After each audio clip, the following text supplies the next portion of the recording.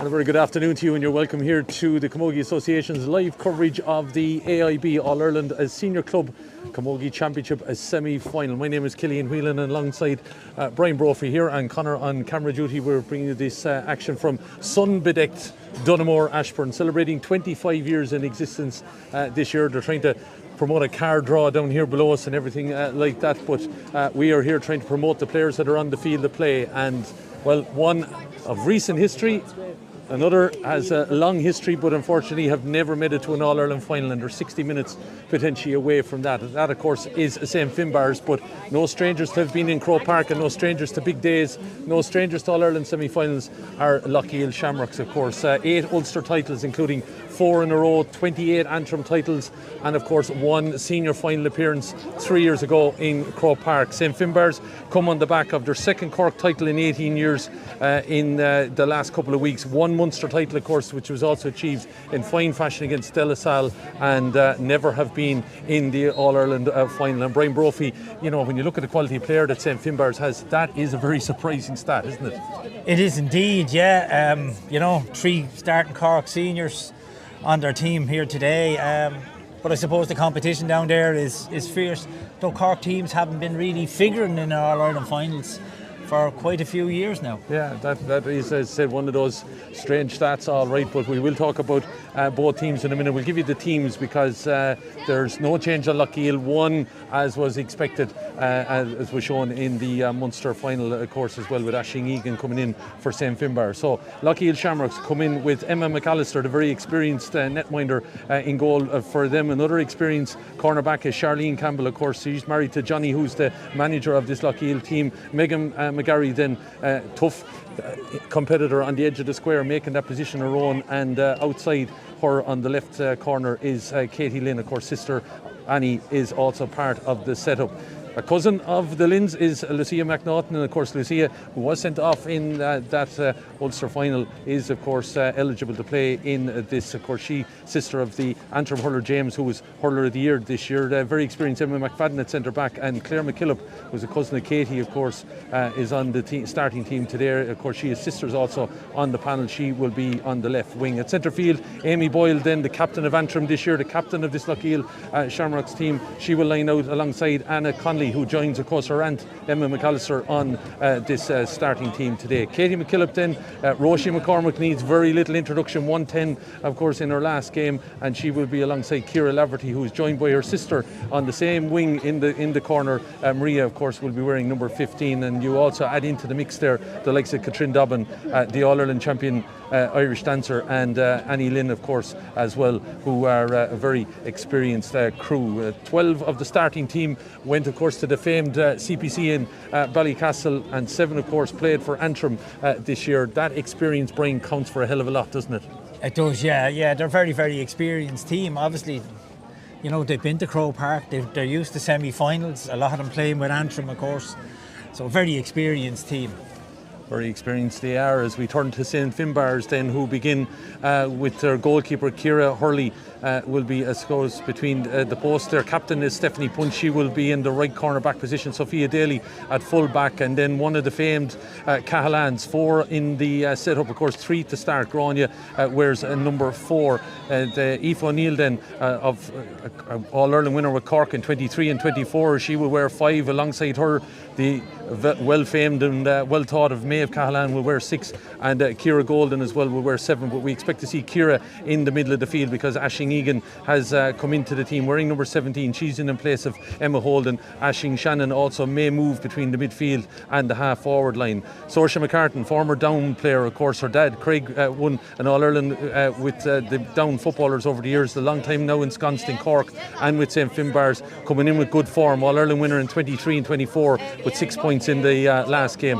What mention about the other lady that has won All-Irelands in 23 and 24 with Cork, Kate Wall, and that performance in the Munster final that saw her score 2-4 and of course lead St Finbarr's to that first ever Munster title. Kiva McCarthy, also an intermediate winner with Cork of an All-Ireland in 24, is wearing the number 12 jersey. Orla Cahalane, a cracking goal this year in the All-Ireland final. Fortunately, as we know how it turned out for Cork in that, but she knows how to find the back of the net, and she got a goal in that Munster final against De La Salle, and that could would be something that would count here today. She, of course, an All-Ireland winner with Cork in 23 and 24. You have Nicole Holden then, who will be at full forward. She got a point the last day, and completing the lineup is Hannah O'Leary. She, an intermediate All-Ireland winner in 24 with Cork, will wear number 15. So they as well have, experience of players in big matches, Brian. Oh yeah, and the biggest days of all, sure. I mean, they've appeared in All-Ireland finals, some of them for Cork. Very experienced team.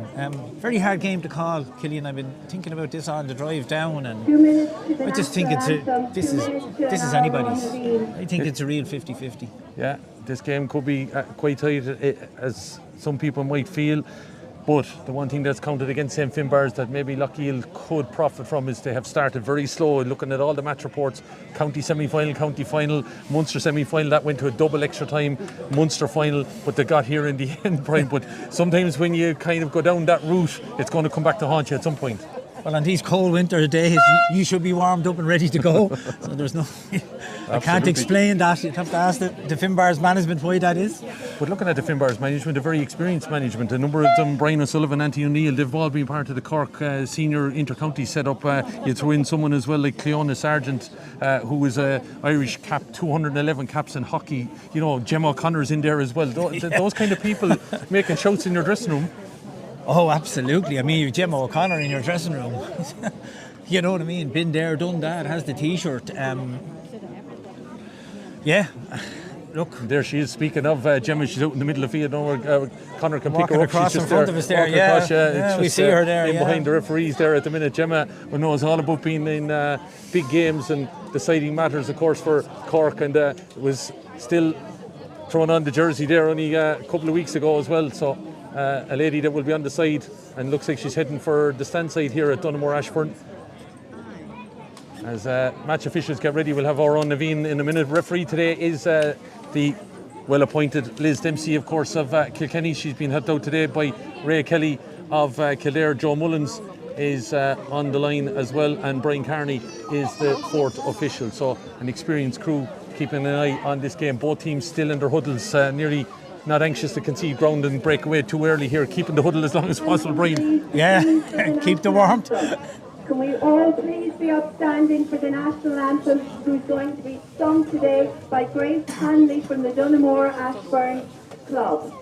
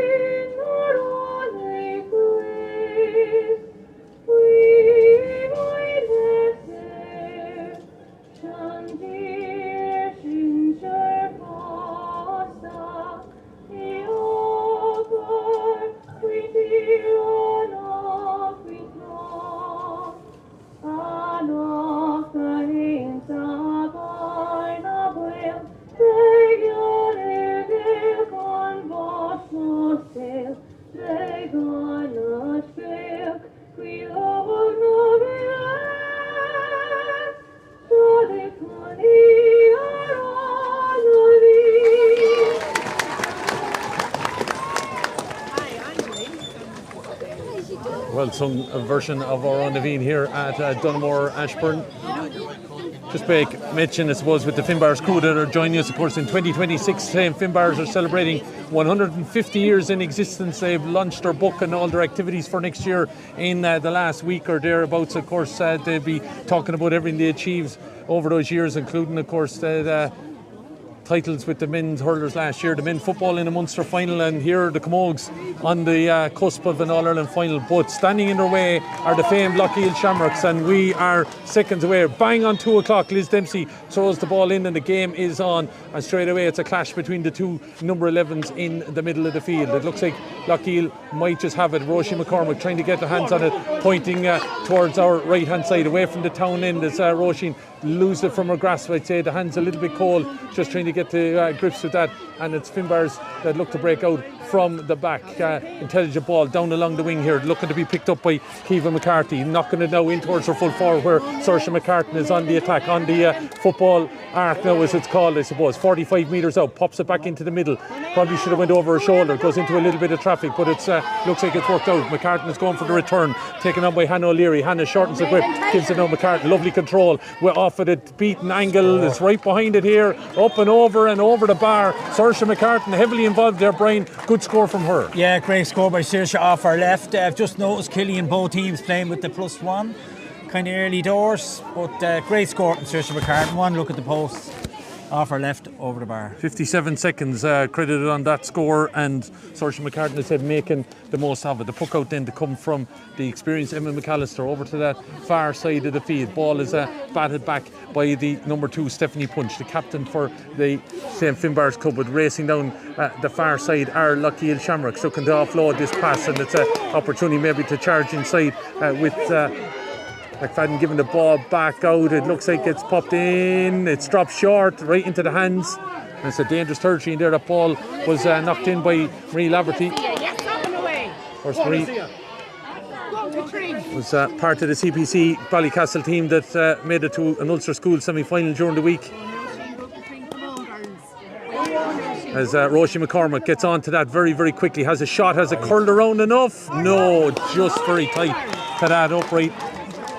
And very, very busy here, Loughgiel. Yeah, the 15 for Finbarrs has gone out the field there. Killian, Hannah O'Leary. Yeah, well, we did see that kind of a two-line, inside line in the Munster final, and they interchanged that on a continual basis. As the ball is in the hands of the Finbarrs 14, Nicole Olden giving it off. Coming down along the far side, Kate Wall. Kate got the 2-4 in the Munster final, knocks the ball inside, but nobody there, held up in the grass a little bit long. The conditions, unfortunately, this time of year, trying to get the surfaces, and it's holding on as that ball breaks, but Finbarr's onto it. Looked like it was a foul committed, and the referee said, yeah, there was a pull, there was an advantage being played, was it? Just trying to see. Oh, I think Liz Dempsey has pointed it to Finbarr's. Yeah, freeing. I thought there was a foul on the defender there, but the referee is closer than I am. Charlene Campbell dillied and dallied, got her pocket picked and gave away the free. Yeah, I think the foul was before that though, but anyway, it's a free in, and it's going to be McCartan that stands over this. She is in fine form now from place balls as well. 5 the last day out of her tally of 6. She's a 1 from play, and you'd fancy her to knock this over the bar. And she went below for it and batted away. I don't know whether she didn't catch it too well. With 20 metres out, Brian, was she thinking of going for that goal, or was it a miss? Oh no, she went for it.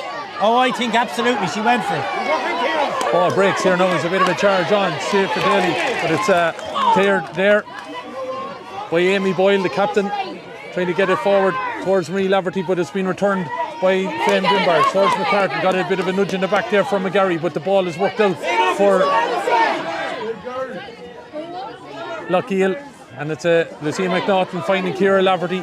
Laverty trying to knock the ball back into the middle now, caused a little bit of trouble, but it looks like it's Maeve Cahalane getting the knock the ball away there, and it's picked up by Sister Grania. Grania down along the far side now, looking for a bit of a run out of Nicole Olden. Olden drops it the first time, it gets it the second time, turns back inside now. She's on a bit of a charge here now. Look good, Kate Wall. Wall likes to press forward. She got that 2-4, of course, in that Munster final because of doing something similar. Second game in a row, of course, that they've taken on a team in white and red.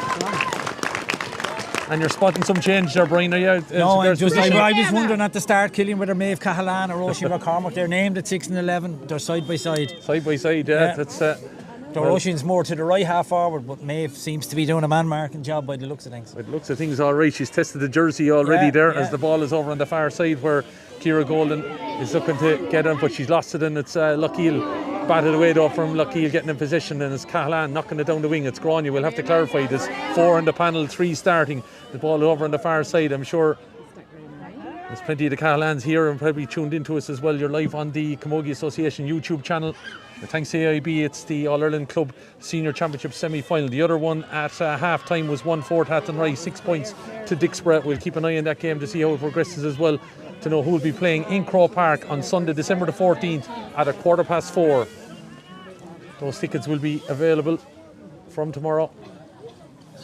Scoreboard's only showing 1 point. 2. 1. So a chance here now, McCartan further out. I don't think there'll be any chance that she'll go for goal with this one. Connects with it, looks like it has the distance, has it the accuracy. The umpire looks like heading to make it wide.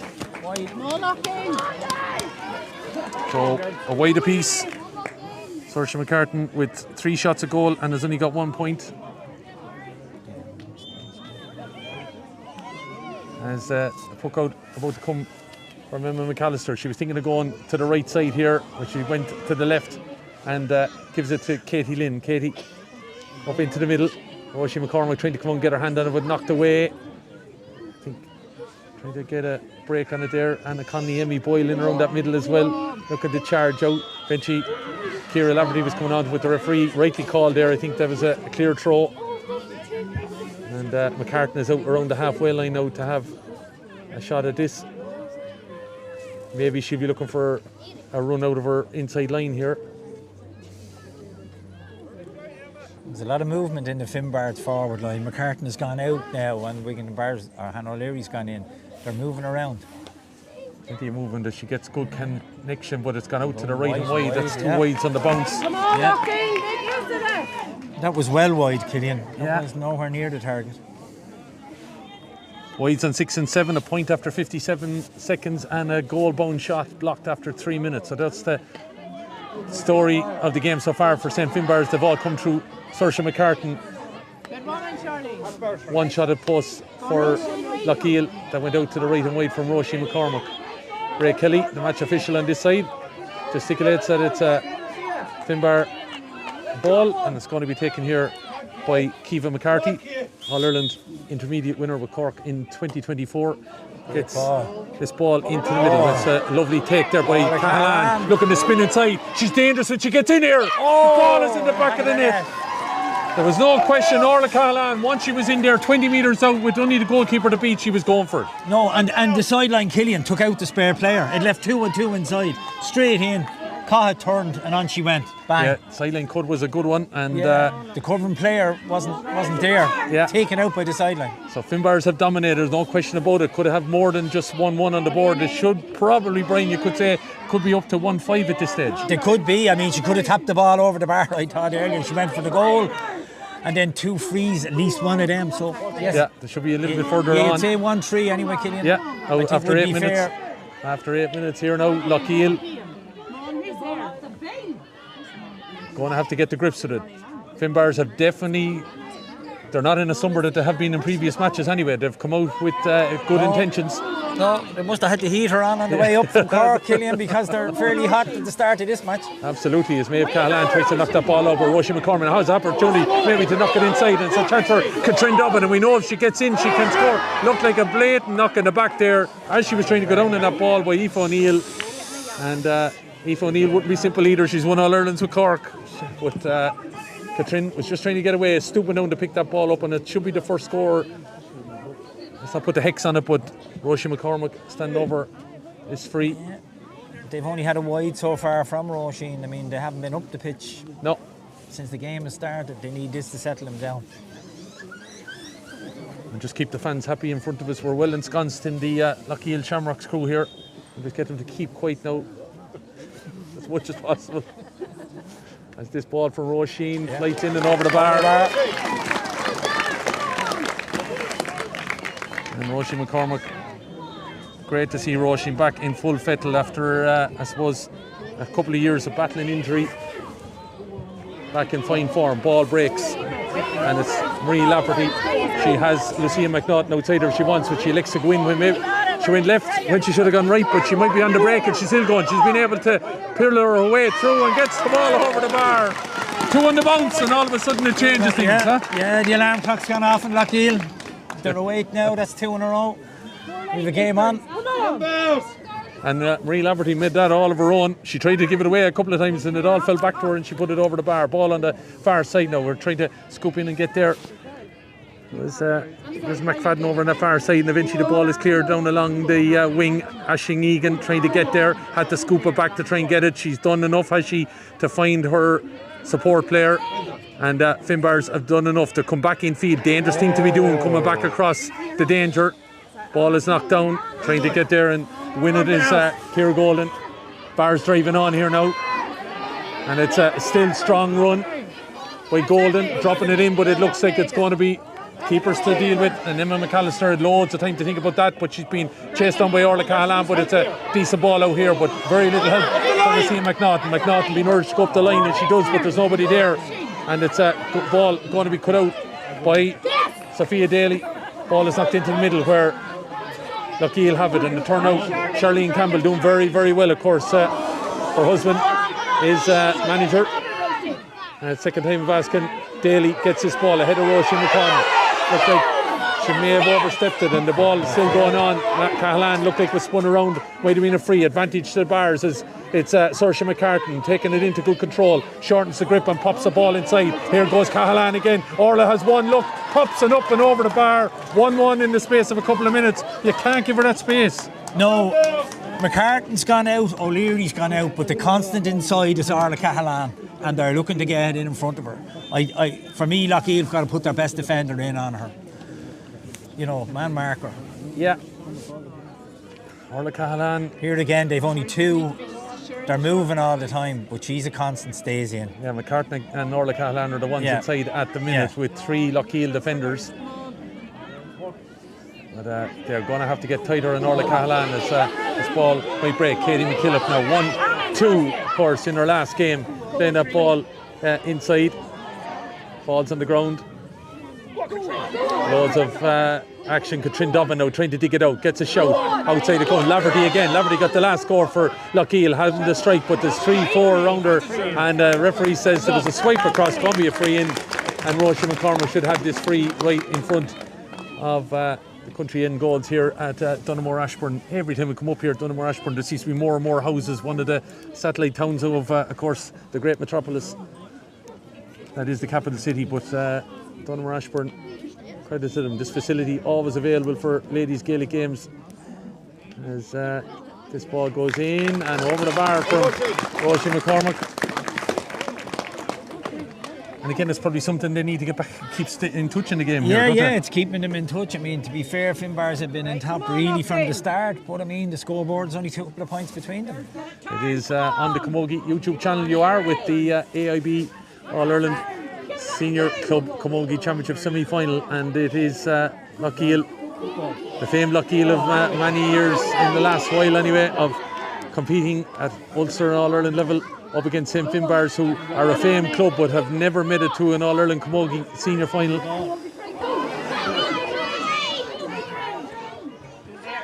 As this ball comes out, eventually Finbarrs looking to drive it out with wing back Ciara Golden dropping it in towards McCartan. McCartan swipes it back out here, and it's going to be taken on here by Keitha McCarthy. McCarthy went in, the referee says there was a foul committed, and it's going to be a free in. Nice and noisy here now at various different stages. 1, 2 to 3 points, 14 minutes gone, and it's still very much all to play for. Changing the free taker. That's interesting now. Well, I suppose maybe it's the angle that ultimately that it's at. And it's going to be McCarthy standing over this with the wind off her right shoulder, I suppose, looking at the tricolour here. Athenry lead Dixborough 1-7 to 9 points towards that left hand upright, and it's going to tail in and up and over the bar, and it's a good score. It keeps the scoreboard for Finbarrs on the way. That point coming from Ciara McCarthy. Hey, put that on.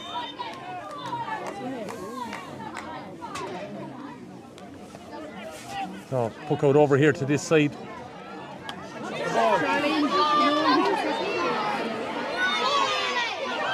So Athenry 1-7, Dixborough 9 points. Junior A semi-final, St Dominic's lead St Peter's Dunboyne by 113 to 1-2. Those are the games taking place today, of course. Plenty of action over the weekend here now at semi-final level of the All-Ireland Championships, with the All-Ireland finals to come that weekend of the 13th and the 14th of December. Double header, of course, in Croke Park, intermediate and senior on the 14th, as Loughgiel Shamrocks try to break away now. And there's numbers there if they can work it together. Dobbin trying to get on this ball now. Look at the cut inside of Cahalan. That's going you down that end. Looks like there's an advantage being played. She was given the free, She was playing the advantage. And chance for Roisin McCormack again here. Brian, how do you think 15 minutes gone, this game teasing out, how do you think it's going? Well, I think, from the word go, Bars were on top. They're still on top on the scoreboard, but I think Loughgiel look dangerous when they run at them. And obviously, if this goes over, I think Roisin is keeping them in touch with the freeze. But it's still very much 50-50. Though Bars have been the better team overall. Roisin McCormick stepping into this, sends it, umpires. Way can make it. No, Wide. it's wide. Yeah. Wide. Yeah. Wide ball there for Roisin McCormick. Bit of a surprise. I knew when it wasn't the point flag. Yeah. Umpire going for it. Yeah, it was on his side. It was on his side, yeah. Yeah.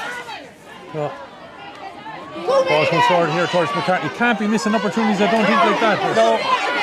First, they're trying to get in there. She's been held up by a couple of Loughgiel players, and it's Anna Connolly that comes out with it. Anna, of course, niece of Emma, the goalkeeper, looking to drive forward with a giveaway ball there, and it's a ball that I'm sure Sophie Daly is quite happy to be able to pick up. But at the other end, it's a bit of tennis going on with the minute. Lucy McNaughton playing the ball in the middle, a bit of a dangerous ball to play, but it's worked out all right as Loughgiel leave it behind, then get it back and hold on to possession now. Looking to play a ball into the middle, and Katrine Dobbin going in that ball, and I think has to be a free in here. It's the second one that Ashley. Yeah, Katrina has caused some problems for that Bars line there at the minute. Aoife O'Neill and herself are having a right tussle, and Aoife's losing.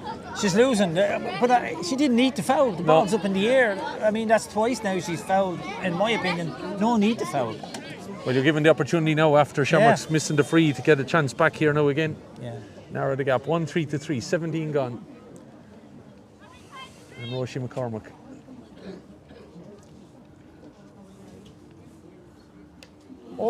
Didn't get a good connection, but the ball, dangerous enough turf there because there is a all-weather surface and it could hop, but not a good connection. Another chance gonna begin, two in a row. Yeah. Our Seth McCartan missed two apiece, though. McCartan's were a lot further out now. You would expect Roisin to put get that ball over the bar, yeah. absolutely. But I suppose the weather now, cold hands and nerve and everything like that is a factor. And when you consider the work that's been going out the field, they need to see scores on the board. Here's an opportunity now. Might drive through. Katie McKillop looking to get in. Ball is played inside. It's batted away. Second time of asking, trying to get inside. Chances there with Aoife O'Neill holding it up, but it's Laverty. Ball broken down. Ball is still there for either team at the minute. Loughgiel in their white and red. The navy and yellow of the crew from St Finbarr in Cork. Looking to drive at it here. Roisin McCormick comes out and goes over Aisling Egan. It's under her foot, trying to dig it out. McCormick's not giving up on it. She's in and somehow gets up with that ball. I don't know how she did that. Looking to get out of the traffic. Who's free? Ball over on the far side. And it looks like Dobbin. But she falls just at the wrong moment there. And she had a clear run diagonally. But she's not giving up on that ball. She's got up. Being hassled and harried there by Ciara Golden. Ball still popping out. Who's going to get it? Daly come out to try and take control of it. Hard to see in that bit of sunshine over there, and the ball is trying to still be taken on here by Loughgiel, but it looks like Grania Cahalan has stayed back out of the traffic and has knocked that ball clear. Looking to come to it though, it's Emma McFadden. Has she got to it? She's been hassled and harried and challenged here by Nicole Olden. Ball is on the ground. Have the Bars got it? They got a touch on it, and they have got it, but then it's blocked away. Chance maybe again now down at the far side. It's like a hot potato there, Brian, at the minute. 1-3-3, 19 gone. Nobody can get their hands on the ball, Killian. No, it's opportunities you would imagine in the traffic there at one stage that someone was free. But unfortunately Dobbin fell at the wrong time. But here's a chance, does it? No, lost again. Falls to the ground. Chance maybe to get going here, Anna Connolly, but she's maybe lost control of it. Ball is just not sticking at the minute. And she's had to come back a long way to maintain possession. But Connolly tries to knock it up along the wing. It's tight to that corner. Looks like Bars have it. Over in the shade, over on that far side, not giving up on it is Katie McKillop, but the ball is very tight to the line and it looks like Bars eventually going to clear it. Down along the wing, here it goes. Cahalan is in between two. She's the meat in the sandwich. Has she done enough?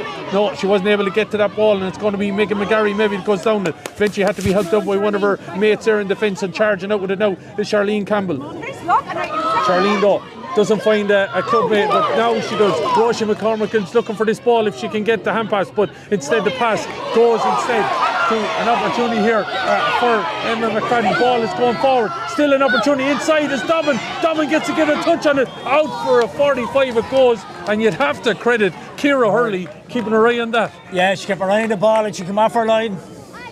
and she needed it. Otherwise, that would have been in the back of the net. Well, Dublin, I think, was looking at one-handed flicking her around her and then maybe tried to finish it, but credit to Barr's goalkeeper getting out on that. All that hot potato, I want to call it, for about 90 seconds, and eventually we see a goal opportunity. It's out for a 45. And it did take a little bit of intervention. I think, was it Amy Boyle eventually that came into some of that there. And now we have Roisin McCormick standing over this. Yellow card given to number 2. Okay, so Stephanie punches on a yellow card there from Liz Dempsey, who's just down tying the laces at the minute. Ray Kelly marking where the 45 is going to be. Don't want to be putting any pressure on Roisin McCormick now, but last 2 frees haven't gone well. She doesn't want to 3 in a row. No, absolutely not.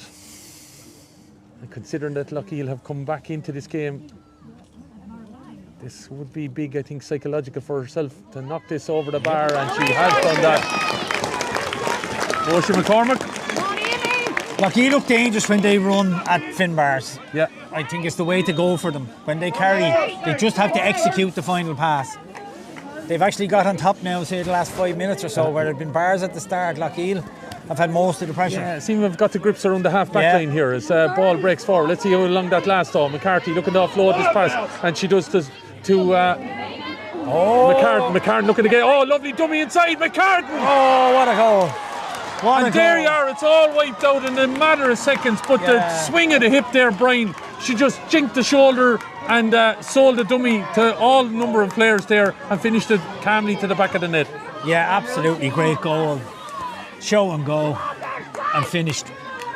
But right from the start, herself and Cahalan, I mean, for me, Loughgiel have to put their best 2 markers on the 2 of them. She was able to go up and catch it, come down with it, turn.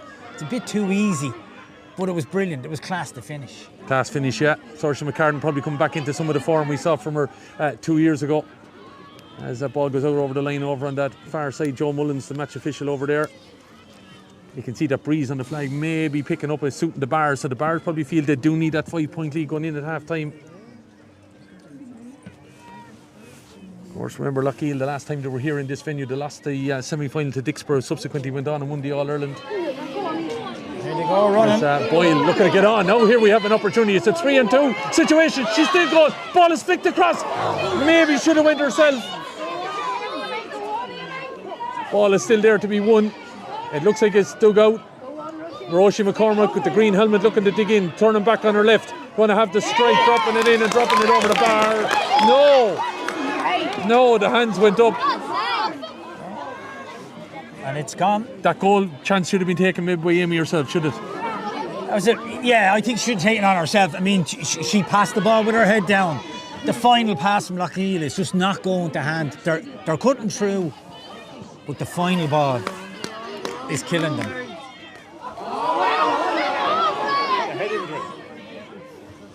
So 3 wides out for Roisin, 3 points as well on the board of the 4 that Shamrocks have. A goal and 1 point from Saoirse McCartan, a goal and a point from Orla Cahalan, and a free from Kiva McCarthy, the scores for Finbarr's.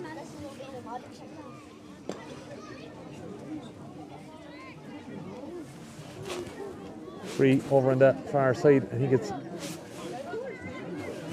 Anna Connolly throwing the ball back. The free to be taken out for Loughgiel, but breeze doesn't feel exceptionally strong. We're still moving the flags here, and it is into the faces of Loughgiel. Always feeling Ashburn anyway. The town end goal is the scoring goal. The scoring goal has been so far. The ball is batted away though, there by Grania Cahalan, was picked up on the bit of a run there by Anna. Anna looking to get inside now, in along the end line, turning inside Daly, pops the ball back out. It's taken on here, shot, back to the net. What's a 3 out, Paul. Liz Dempsey saying there was an illegal pass. Yeah. Big decision. But if this is showing anything, Brian, it's showing that when Loughgiel run at Barr's defence, they are able to get change out of it. Yeah, it is the key to the door for them, Killian. They've got to keep doing it, but they just need to execute. They did there, but unfortunately a free was called. She judged the name as a throw across, I think was it Laverty that was in on the end of it, as now Kate Wall hasn't got maybe the space that she got down in Thurles the last day. trying to get this ball forward. Finbarrs have got the goals, so that might be the difference. 2-3-4, 26 minutes gone. It's coverage on the Camogie YouTube channel of the All-Ireland Club Senior Camogie Championship semi-final for right to play in Croke Park on the 14th of December. Checking in on the other game. And Athenry or Dixborough, who will be there.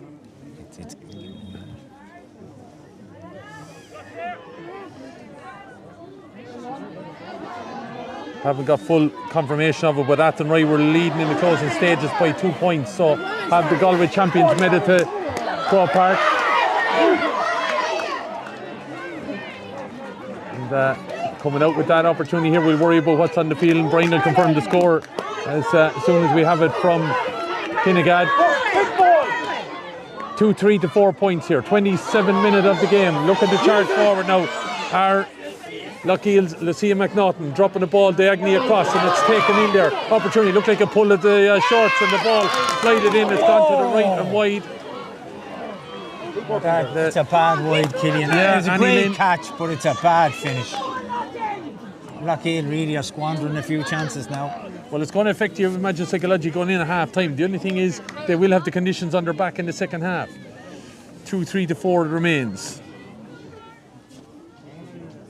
And we have a stoppage. Just waiting on the call. And fade in it goes. Take your points! She's swinging on! Take your points! A bit of ball control there. Right. The opportunity for McNaughton. Jumping over the bar, is it? Yes, it is.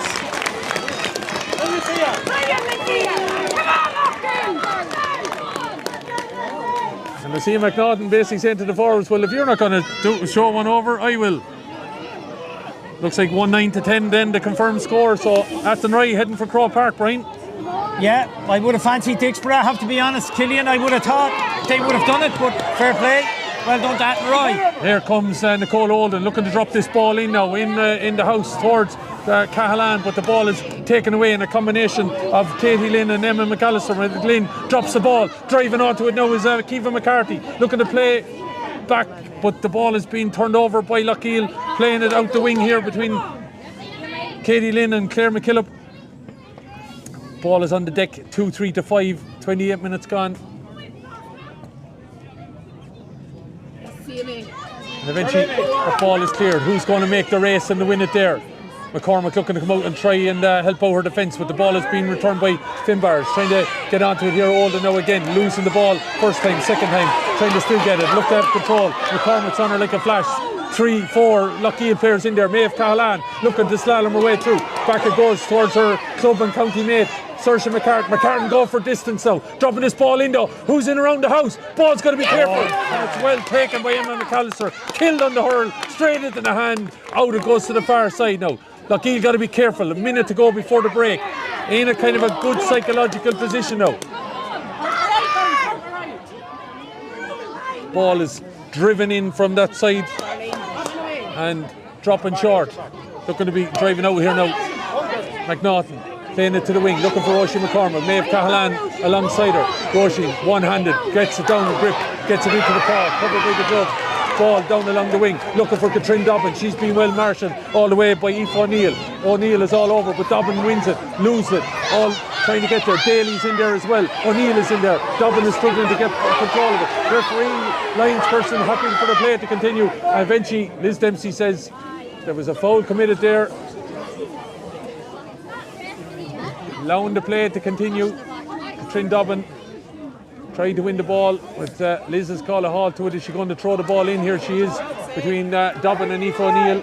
Two that have got to know each other well in this half. Ball comes out the back, lost.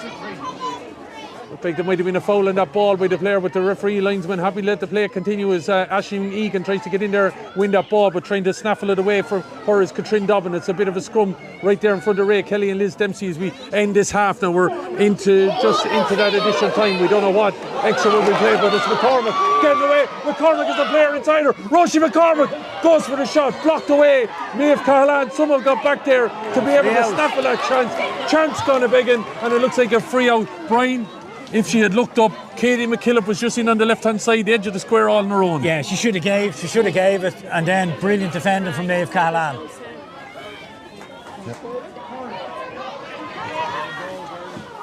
Ball is on the move.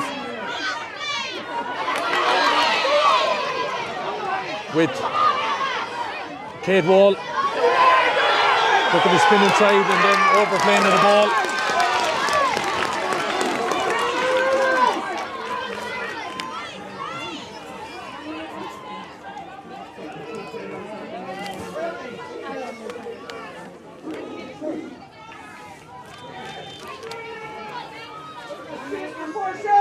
Ray Kelly gesticulating then where free is to be from, taken by Megan McGarry up along the wing, looking for Dobbin now. Dobbin and O'Neill, this is the battle of the half so far. Who's going to win it this time? Dobbin is getting in and blocking it off, and Liz Dempsey said she's seen enough, calling the halt. 2-3 to 5 points a minute and 20 seconds or thereabouts played, and still very much all to play for as the teams head in here to the dressing room. The crowd's getting behind them. St Finbarr's and Loughgiel Shamrocks. Loughgiel definitely owned that last quarter, but a goal that was so vital, that was plundered away by Saoirse McCartan, is enough that keeps Finbarr's here in front at half time. St Finbarr's at Cork then 2-3, Shamrocks 5 points. Still all to play for here in the AIB All-Ireland Club Senior Championship semi-final. Who will be joining Athenry in Croke Park in a matter of weeks? Well, we'll find out shortly. St Finbarr's 2-3, Shamrocks 5 points.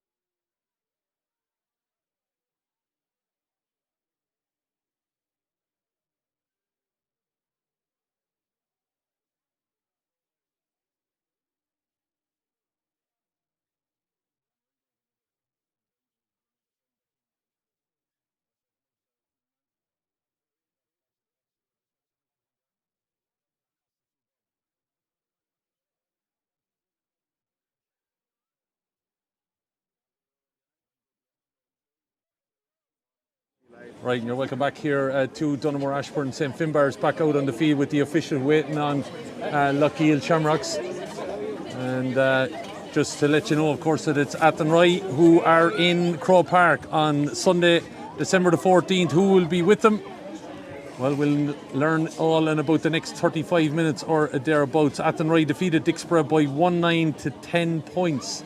I think we have to go back to 1977 for the last time Athenry won an All-Ireland club title. They were in a few finals and unfortunately lost them. But Athenry anyway, on this current form, are back in the situation of where they see themselves in the All-Ireland final. So who, as we said, will be with them? Will it be another newbie, let's say, of sorts in St Finbarr's, or will it be Loughgiel, who have, of course, had plenty of experience of these semi-finals and also having appeared in an All-Ireland final?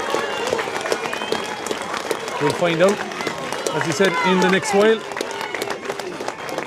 Well done to St Dominic's of Roscommon. They are into the Junior A final. That takes place, of course, on December the 13th. They beat St Peter's Dunboyne by 2-15 to 1-3. They will be playing either Bredini Oga or Patrick's Well. That game throws in at 3 o'clock. And don't forget the intermediate games take place tomorrow. But action then about to get underway here. 2-3 to 5 points then at half time. And Liz throws the ball in, and game is on just before quarter to. So at about 20 past 3, who will be booking the bus for Crow Park? So 2-3, 5 points. And we form a bit of a scrum over on the far side as all the backroom teams start to come out. Loughgiel were the ones that were making the charge towards the end of that game. How important was the Saoirse McCartan goal that kept St Finbarr's in that scenario of having a 4-point lead? Will that be able to continue? Laverty trying to drive on, gives it back to Roisin McCormack. McCormack shortened the grip, pops a lovely ball inside. Oh, here's an early chance maybe for Katie McKillop, getting inside. McKillop still going, Carolan's on her back, she knocks the ball in, across the goal, trying to get a one-handed flick on it. It's out to the right and right, left and wide. Chance again for Loughgiel. How many chances are they going to be able to throw away, Brian, here? Well, I don't think too many more, but again, the turn of pace, once they run at them, they have them in trouble. But they're not finishing it off, Killian, and you know, they might have a few regrets at the end of this game. That might be, as I said, the concern for Loughgiel if they don't start taking a chance, and they may need a goal as well. Katie McKillop looking to get inside, got a goal and 2 points the last day, popping the ball in, the dangerous enough ball now, who's going to be able to read it? Loughgiel keeping that pressure on that they had at the end of the first half. Ball not really cleared greatly there, and it's a chance maybe Finbarr's doubling up on it. Aisling was getting back there to be able to help out Grania Cahalan. She knocks it down along the wing, trying to get control of it there was Loughgiel, but going down on that ball it was Aisling Shannon, and linesman said here that the ball went out off of the Finbarr's player, and it's going to be a sideline cut. It's going to be taken not too far in front of us here by Emma McFadden, very experienced player. We saw a sideline cut set up a goal in the first half. Can it do the same thing here? Sideline the cup in for McFadden, gets a nice little sandwich on that, knocking it towards McKillop, taken away from herself and Katrin Dobbin, and it looks like Grania Cahalan looking to come out, burst of speed just to get away ahead of her marker, popping the pass to the player that's running out alongside her, and that's Shannon. Shannon looking to knock the ball down along the wing towards Saoirse McCartan, lets it go over her head towards Orla Cahalan. Gemma O'Connor urging the referee to give something, thought there was a knock in the back there, but ball is knocked out. Gemma urging on the troops, of course. She has many experience of being in this situation. She's right there in front of the players, if you can see them behind the pole, urging on the Finbarr's players to be able to get this ball and dig it out. Of course, Finbarr celebrating 150 years next year. Looking, wouldn't it be able to crown it if they ring Crow Park and All-Ireland play just before Christmas? But Katrin Dobbin having a battle here with Aoife O'Neill all game, is winning it so far. Has she done enough? O'Neill gets back, Dobbin loses control, gets it a third time, has a shot, this will be some score, over the bar, Katrin Dobbin. Serious score, Brian, in the context of the situation. She's given Aoife O'Neill a fill of it out there. Yeah, she is, yeah. I thought she'd lost it for a second chance, but she recovered it and put it over and started the second half. It's been all Loughgiel. Well, the start of the second half, even the end of the first half. Yeah. But I think experienced player, biding time here now, killing momentum. get a bit of air back in the lungs, lower players out the field to get the heart rate down again. And we go again here, but Katrin Dobbin, fine score from her. Didn't score in the Ulster final, but she's got a point here. And herself and Aoife O'Neill, it's worth the admission fee alone in a right battle. Aoife, of course, All-Ireland winner of Cork, 23 and 24. Come on, Ray. Come on.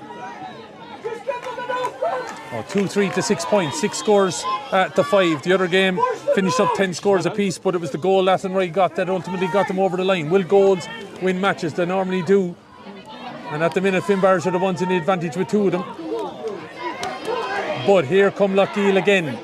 Down the slope slightly in the second half with the wind behind them. They are the ones flying at the minute, but that's a lovely cut and take away there by the Finbarrs defence. Looking to break it out here now. Their men, of course, in the Munster final next weekend as they try to write their own bit of history here. The Camogues charge it forward. Maeve Cahalan. Loughgiel crowd not happy maybe with the hand pass, but Liz Dempsey alone to play the quad. Kate Wall trying to get onto it. Not as dominant as she was in the Munster final. Come up with 2-4 that day. But the pressure Loughgiel are putting on, Brian, something's going to have to come out of it. Yeah, look, they're hunting them down since they come out for the second half, and you know they just need to turn it into scores. Roisin McCormick. But at the moment they have it back from 5-3. Standing inside her own 65-metre line. And the wind is with the wind behind her right over her right shoulder. It is picking up, heading towards that right hand upright as the plane heads out of Dublin Airport. Ball nearly fell into the grasp here of Annie Lynn. Ball breaks away, it's chip lift out and missed Roisin McCormick out the field at the minute. Maybe she would have been in there to snaffle that chance, but she's watching the space in case it does pop out. Now that if you feel Loughgiel get a touch on it, she's in a bit of an open gap, and she is. Here's the ball back out to her, right on the 45. Fancied McCormick, but it's out to the right and wide. You could see her line that up for about 30 seconds before it. You could see she was off free if they recycled it to her, but by her standards, that's a poor wide.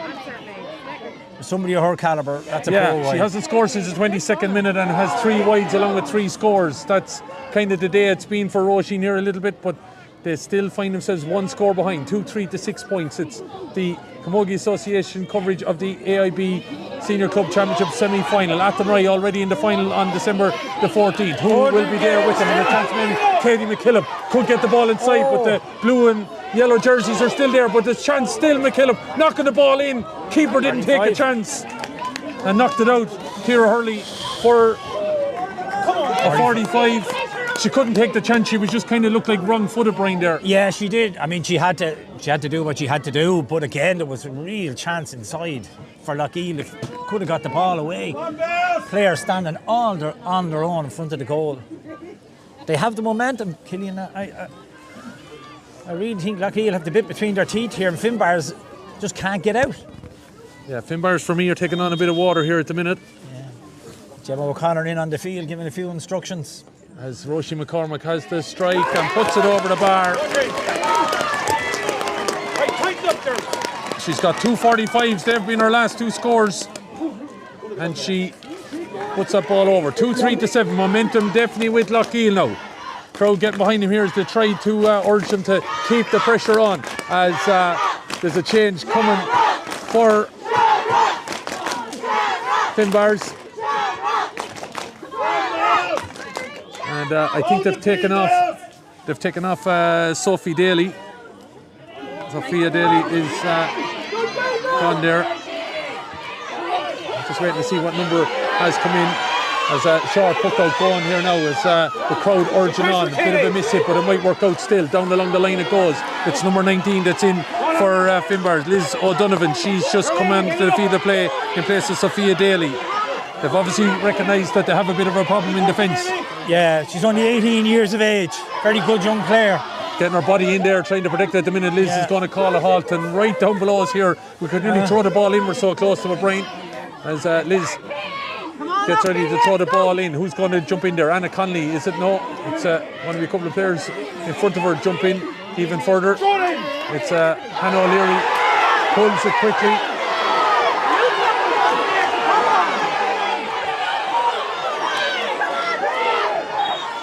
Crowd urging each other on here now at the minute. This could get testy, Brian, here in the next couple of minutes. The crowd are getting into it here, Killian. Crowd really getting a dig at the minute here as that ball is sent down the wing there by Hannah O'Leary, looking for a bit of a run inside. Kate Wall is down there, but it looks like Loughgiel has got it. We've a tough battle here. It was a tough one in Kinnegad. Athen Wright came out on top in the end. Roisin McCormick looked like she was tripped there, but the ball is allowed to continue. Maeve Carlan going back towards her own goal. Looked like there was a pull on her arm, and there was there, but there was a foul committed before that. I think Liz didn't spot the first one for Loughgiel. She spotted the one for Finbarr.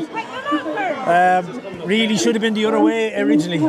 Replaces number 14, Nicole. Number 14, Nicole Oldham, is replaced by number 21, Emma Hurley. So Emer Hurley, a Dublin senior goalkeeper in 2024, came on against Newcastle West and turned the game for St Finbarr. She scored a goal and a point. That went to double extra time. She's now on the field here with 39 minutes gone. She replaces Nicole Olden. So maybe she's going to be a target woman here now as McCartan knocks this ball long. Dangerous ball in. Oh, ball's gone in there. Top of the hand inside. Goalkeeper's got to be careful. Ball has hit the deck. So have a couple of players. And eventually the ball is cleared. It just hopped up again off that all-weather surface. The all-weather surface, yeah. I've seen that all-weather surface lead to goals and dramas and everything here in Dunamore Ashburn over the years, and it could have spelled something there, but in fairness, Emma McAllister did enough to be able to get ball, and eventually her defenders cleared it. 2-3 to 7. 10 minutes gone in the second half. Emma Hurley there, who's just come on, Killian. She played league this year for Coola in Dublin and gone back to Finbarr's and was in goal for the Dublin seniors last year. Goes to show how things very quickly change. Yeah. Was with Coola, now back with St Finbarr's. And of course, her sister is Ciara in the goals. But as you said, she was a game changer against Newcastle West. Come on and scored a goal and a point. Yeah. I think she'll give them a bit of focus in the full forward line if they can get it up there. Kate Wall very quiet today, hasn't got her hand on the ball at all. Yeah, no, Kate Wall has been taking her time over there. There's a player down on the far end is getting treatment there. It looks like it's Orla Callan. And the Loughgiel crowd here, Killian, are thinking this is on purpose. There's about 3 now in the last 5 minutes. Finbarr's players have gone down looking for attention. Yeah. As the ball breaks over on the far side, Amy Boyle looking to knock at the wing, but it's blocked off from Finbarr's player right in front of their dugout, and it's gone out for a sideline cut. For two teams who I wouldn't say in their history have played each other, unless they've done challenges or anything like that, it's fairly touchy. I doubt there's challenges that are that far apart. It'd be an overnight job if one was going to the other. Ah, well, you might do it on the other occasion. Maybe, yeah, you might. I wouldn't have thought so. As I said, it's a fairly touchy affair between the two here. 2-3 to 7 points. Loughgiel, of course, have been in this space many a time as the Bowen 747 heads out overhead, and it's McCartan looking to drive on. Looked like she might have taken a legal step, but it's allowed to continue. Barr's looking to knock this ball inside. Orla Callan got a goal in the first half, scoops it out, but she's been surrounded there by plenty of white and red jerseys. And at the minute, Loughgiel, the only where they're not dominant is on the scoreboard. Yeah. Over here towards Katrin Dobbin. Aoife O'Neill having a fill of it here today. Dobbin giving it all, has scored a point in that battle. The player that's not long in for Finbarr is getting on top of that, Liz O'Donovan. Ball is on the deck, trying to dig it up. Looked like there was an illegal hold of that ball there, trying to get it into possession. And eventually Liz decides to call a halt. Looking to throw this ball in. It is very, very tense here. But the concern, obviously, for Finbarr's would be, apart from the goal in 23 minutes, though, they haven't really contributed anything since the opening quarter of the first half. No. It took a long time for Loughgiel to get going and they squandered chances, but since then they've been the dominant team, like you said yourself, Killian, before half-time and the start of the second half now. Loughgiel fans in front of us here calling for a throw. It looked legit to me as O'Donovan tries to get into it. She's been challenged though by O'Boyle. Amy's looking to keep going, but O'Donovan is too. Going to be challenged now as well by Claire McKillop. Claire gets in, wins that ball legally and clears it, and it's exactly what your defender to do. Roisin McCormick trying to get a Maeve Cahalane up against her. Roisin's on her knees. Roisin looking to try and win it, being held up there and held up, and it's all hands on deck, Brian. This is class. It's great stuff. urging on. The Cahillans linking up here as the ball is cleared long by Hannah O'Leary. Down here towards Kate Wall, in a bit of traffic here now. Joe Mullins having his fill of it on the line with Jim O'Connor in his ear, and also the players not too far away. Kate Wall looked like she was illegally removed off that ball. It's called a halt here again. To be fair, Killian, I didn't see a free. I know Loughgiel Shamrocks supporters mightn't feel it. The management here now is getting involved with the linesman. He's not happy. But to me, it's all good. Shoulder to shoulder, fair stuff. Oh yeah, fair game. Two teams want to win. Yeah.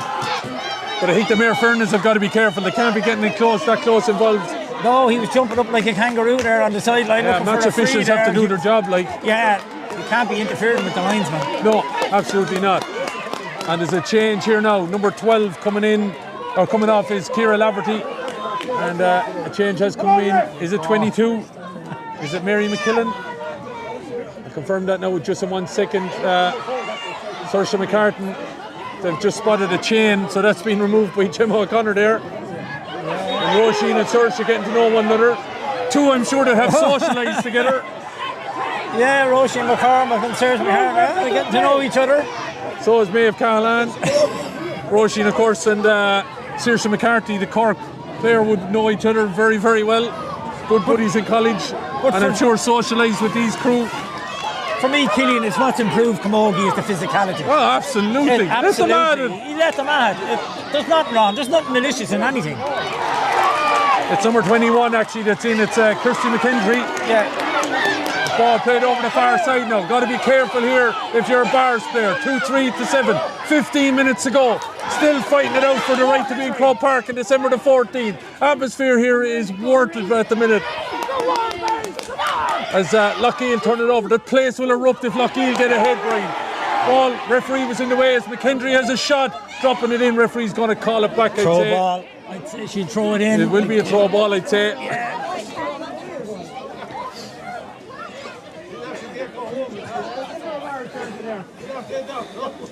So Kirsty McKendry is in for Ciara Laverty. All of that stuff was going on there, just confirming that she is in after 44 minutes. She came in. 2-3-7, 16 minutes. Ball is back with Loughgiel again, and many times when we said it in the second half. Here goes Katrine Dobbin, tried to slalom her way through, taken down illegally, I would have thought. Refs says play on, shot coming in. Tight to that umpire, I'd say it's gone wide, and it has. Gone wide. I said it earlier, they may regret these misses. They really should be taking their chances better, Loughgiel. You know. And they've got a good win behind them now. Killian, I'm looking at the flag on the far line there. It's very strong in favour of Loughgiel in the second half. If you told me they had double the wide count that they have, I wouldn't be surprised. It's only 6, Brian, but it feels like an awful lot more. Some of them have been key, and it looks like a Loughgiel player is going into the book of the referee. 6 wide. Getting the address of Megan McGarry to send her the Christmas card. And it is a yellow card there for Megan, I'd say. She protested too much there. You've Circa McCartan now back in her own half, hitting a free. That'll tell you how strong the wind is. Just, I presume, to get the ball up the field because she's such a good strike. Absolutely. There it goes. And towards Cahalane over that far end. Yeah. Orla's just in behind it now, waiting for the break to come, and she's in making stuff difficult there as. And she hasn't. She's eventually getting inside. Orla Cahalane knocking the ball into the middle now. Kate Wall is there, touch on this ball. We saw that link up well for that goal that Wall got in the closing stages against Stella Sall. Ball is on the deck, and then again another scrum. How many scrums in the last couple of minutes? And it looks like it's Charlene has come out with that ball, looking to knock it on here. Kirsty McKendry trying to get in there, but it's going to be Liz O'Donovan. Nearly had it in her grasp, gone away. Looked like a charge out. It's going to be a free in. Yeah. Under the rule, it's still there. The rule, it's the most contentious thing in Camogie. Absolutely. That's the rule that needs to change. Yeah. We saw the changes come in ladies football during the week. Brian has announced that rule is going to change. Where could she go? Where could forward? Kate? Yes. But Kate Wall, I think she knew what she was doing. Made the effort. It's a free in, and it'll lift the siege. And this score could be vital from a Bars point of view because they haven't scored since the goal on 23 minutes. And the way they opened up, we complained about their slow starts, Brian, but their first quarter they were electric. Yeah. Just Loughgiel have been able to curtail them, but they still haven't got ahead in the scoreboard, and that's where it matters. No. And most importantly, this will put a goal between them, and it has. And McCarthy has put that up and over the bar. Kiva McCarthy took over the free taking duties and has put that ball over the bar. You know, because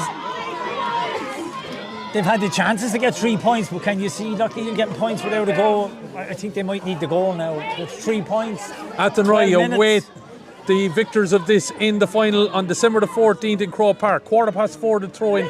Tickets available tomorrow. It will be live on RT television along with the intermediate decider. Those semi-finals are tomorrow. Ball breaking forward now. A goal is needed, I think, by Loughgiel. We're getting into that time now where can you see them scoring 4 points to win? Every decision now is going to be contentious down here, Brian. As that ball is played forward. When they're turning or come over to Killian, you hear the crowd shout throw.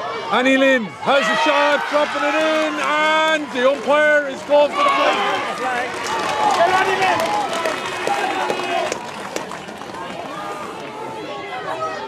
10 minutes remaining. It's inside that one score again. Bars are doing enough. They're just keeping that head above water here at the minute. 3 points to 1 in the second half. Megan coming forward to give it to McCormick. Charging inside. Slaloms her way. McCormick still going. Charging in to finish it. Roisin McCormick.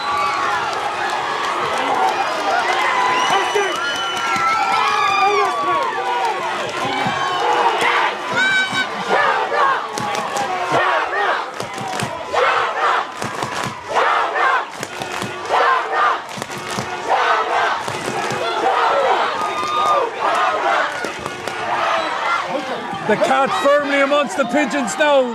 Roisin McCormick with a goal for the ages. Slalom her way through, Brian. That was top class. Oh yeah, it was absolutely top class, but they've been giving away a few frees. They should have fouled her, in my opinion.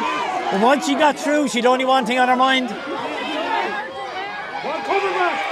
Bars down the far end now, trying to get it. Liz O'Donovan trying to get in there. Kate Wall trying to get in, but again, it's Claire McKillop. Looked like she was fouled. Play is allowed to continue. Loughgiel fighting hard to try and win that ball there. St Finbarr have to keep it up this end of the field, Brian, if they're to get anything. When they have to build from the back into that wind, it's proven a long way. Oh, she's got the free. Free is being given in. She threw the free, Orla Cahalan. It's a chance to level up. Yeah, she was looking for it and she got it.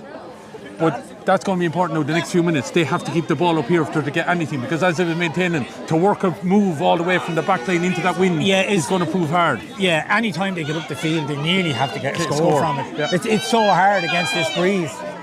Are we looking at extra time?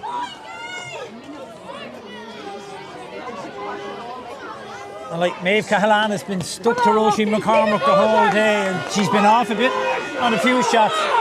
But you can't just leave her alone for a second. No, you can't leave her alone at all. And she got away at that moment and found a way as the free from McCarthy. Drive it high and drives it over the bar. Yeah. She's been flawless since she went on. Yeah, absolutely. 3 from 3. Yeah. And those two wouldn't have been easy now with the psychological element of things. No. Draw game again. Yeah. 2-5-1-8. All over on the far side. They're watching coverage on the Camogie YouTube channel of the AIB All-Ireland Club Senior Championship semi-final. Athenry already in Croke Park on December 14th. At the minute, it's an arm wrestle here. Oh! I don't think Liz is going to be too popular in answering Killian after this. Strange decision. Subs warming up for Bars. Don't see anyone on Loughgiel side as the ball is knocked down towards Saoirse McCartan.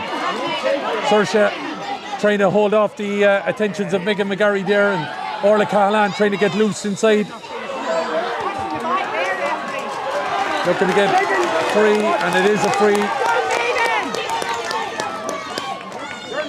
And Megan McGarry did serious work there, Brian, to win that.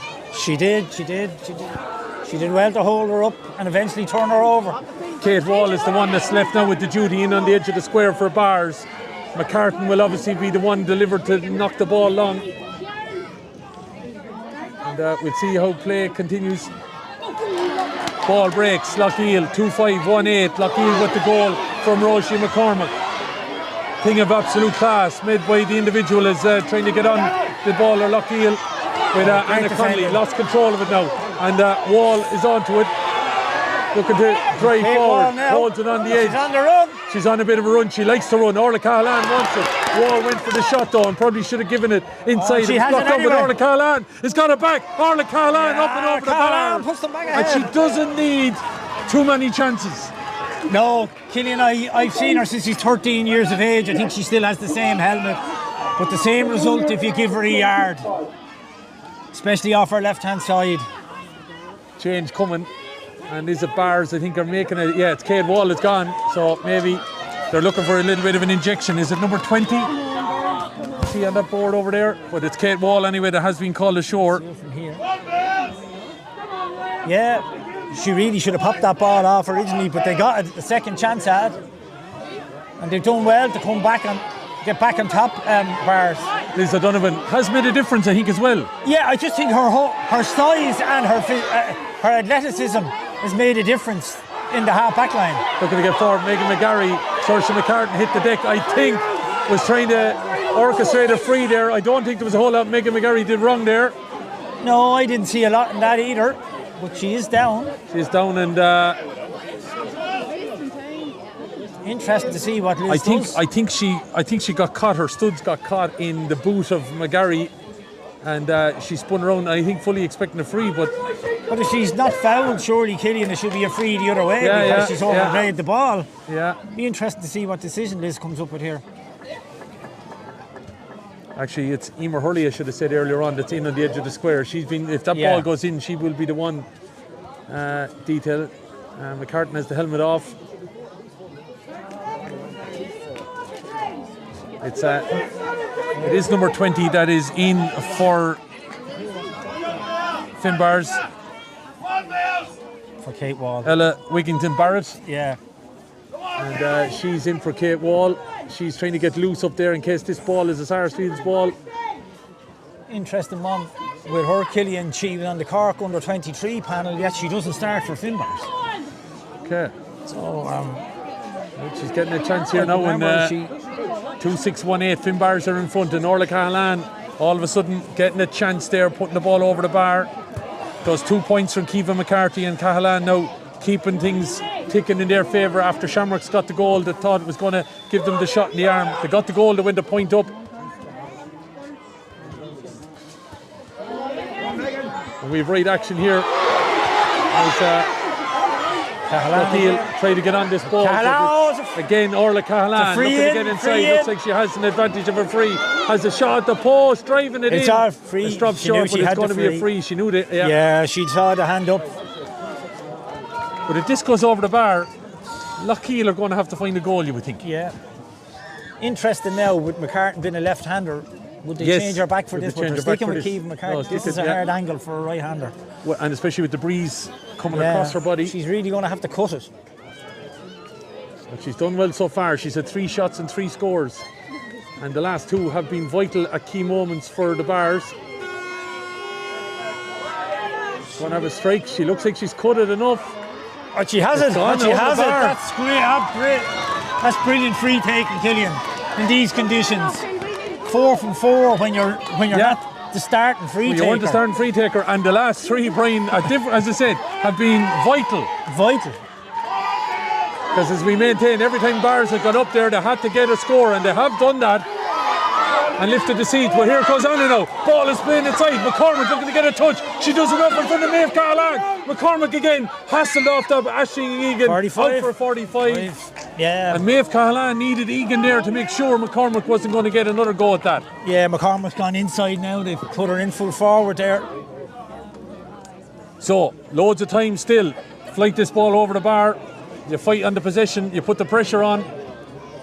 And we still could be looking at extra time here. Nothing decided just yet. Athenry are in the final on December the 14th.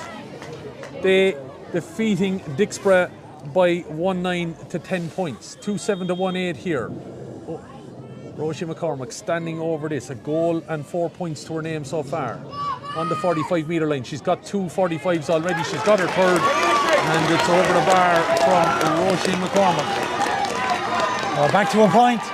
We're back to a point. That was Back a big to a score. point. Full court press, you would imagine, on this puck out. There should be a lot of extra time though. A lot of stoppages from Finbarr's I players. would say at least 4. Yeah. Puck out comes. And it's Ciara Hurley decided to go long. So overcoming some of the pressure that Loughgiel had decided to put on that puck out. Ball is in the middle. Scrum foreman is a white jersey. He's got it though. Knocking it in towards Dobbin. Dobbin looks to get it. Dobbin inside the D. Dobbin being held up. Has to strike.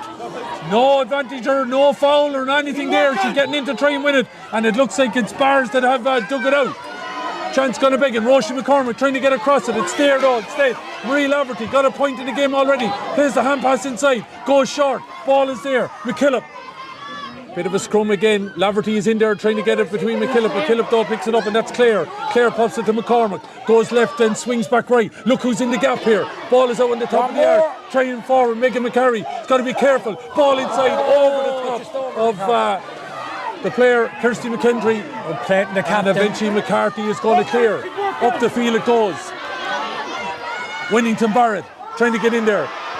Taken off the ball there by Anna Conley. Fairly, says the referee. Ball, a loose ball in, but it might work out. No, falls again for Loughgiel.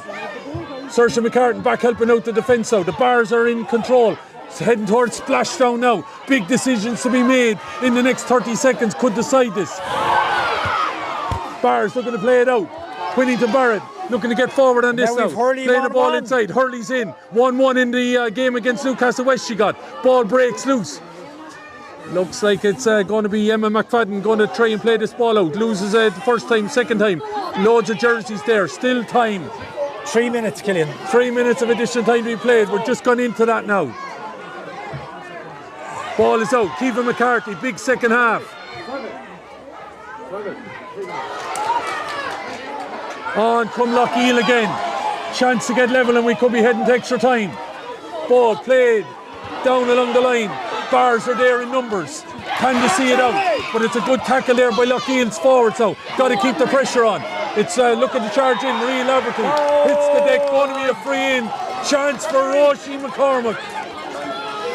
Not for me, Killian. I think she bought it. I didn't see a free there. She just turned into the girl and went down. But Marie Laverty. But there you go.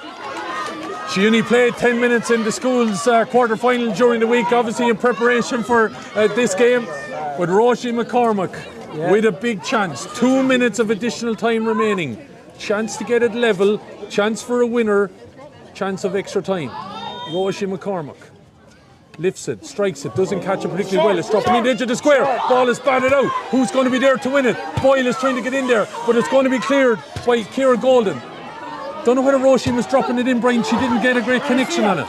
No, I think she was going for it. She's mishit a couple today. We'll see McNaughton. Boyle going to have to strike to level it up. It's gone over the bar. Amy Boyle.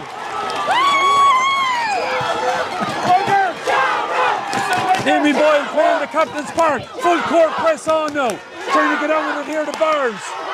Will we have more time to play? Maeve Cahalan. By my watch, about 1 minute and 10 seconds. Ball over on the far side. Still looking to dig it out. 62 minutes and 10 seconds gone. 3 minutes of additional time. Oh, throw! Referee says there is a throw. Loughgiel have a chance here.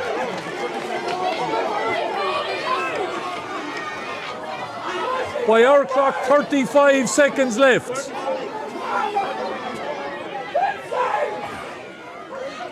What do you do here? You lob it in around the square, and you see, as they say, you put it in the mixer. Well, you put it in the mixer to try and win it, but you also don't want to concede as well. McGarry knocking it long. Who's in underneath it? Lots of jerseys, white and blue. Will Liz Dempsey give them a chance to get down the field? Liz O'Donovan had a big game for the Bars since she came in. Free out. And it's going to be a free out. Will they be able to work it down the field in the time that's remaining? We have it. Time up. 63 minutes gone. Time is up. Will Liz give the chance for that ball to make it the full length of the field? It's McCartan who's back 55 metres out from her own 35 metres out from her own goal. going to knock this ball down the field. Liz continues to play. Orla Cahalan is underneath it. White jersey knocks it down.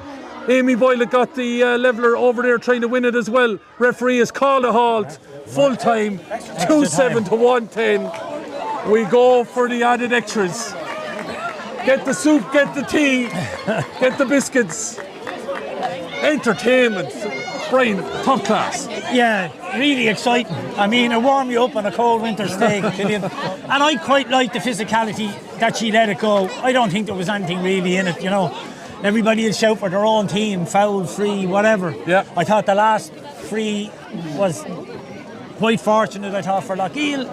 Well done, but it's back in the melting pot now again. Back in the melting pot again. Who wants it the most? Like, if you're the Bar's management, Brian, would you be happy that they were under the cosh for a long, long time, that they dug it out and stayed in the game and were able to put themselves in a position to win it, because they were really taking on water? Well, look, against the wind and with the hour and with the goal, the Roisin McCormack to put them ahead, I really thought Loughgiel were going to push on. But to come back up the field, and I mean, special mention to the free taker McCarthy. You know, they were two really great frees that she put over, and they went 2 points up, and I thought they were going to see it out. But Loughgiel kept coming, and they kept coming. Like they did at the end of the first half, they did at the end of the second half. And now it's who can keep going. Now that is ultimately the factor here. If you were to call it, Brian, where's momentum swinging? I think momentum's with Loughgiel, but every time Orla Cahalan gets the ball, it's a score. Yeah. And every time, like her and McCartan, they've got a goal each. And every time McCartan gets a freeze, there's only one person she's looking for. I think if Loughgiel can keep Cahalan quiet, I think they'll win it. Okay. But However, if they don't, in extra time, goals normally, especially in a camogie match, seem to have a key factor. Do you think a goal is going to be something someone is going to hunt in the first 10 minutes here? oh yeah, I think at this stage, for me, it's the wind. Who's going to have it in the first or the second half? What way the toss goes and what way they're going to play, because you could see at the start of the match Finbarrs were on top. At the second half, it's more or less all Loughgiel. I know they got up and got a couple of scores, but me, that's going to be huge. And I see we have lights here. I hope we we do have lights. Yeah, we have had them here and needed them before in previous encounters. I think it's a finish today, is it? So it has to be decided today. Yeah, it has to be done today. Yeah. And as I said, so Athenry, there's probably a number from Athenry are tuning in. They're looking forward to Crow Park on December 14th.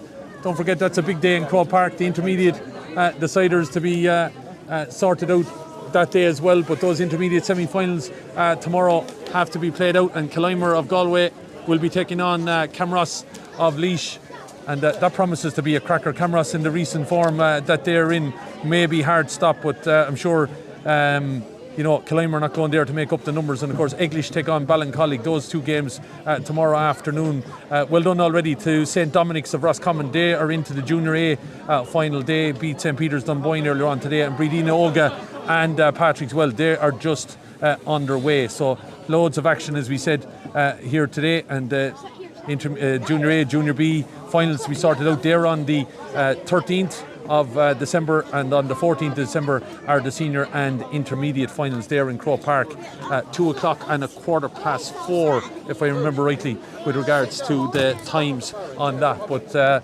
Brian, if you're neutral looking in, it might be coming up on the last few days of November, but a cracking encounter here in the sunshine in Dunamore Ashburn. Yeah, cracking, and I just love the physicality that's been allowed into the game of camogie. It's just made it, and the crowd, you can see the crowd here in the stand. They're all getting involved, a bit of pushing and shoving, and it really lifts everybody. And it's what we love. GAA people all across the country, we love to see it.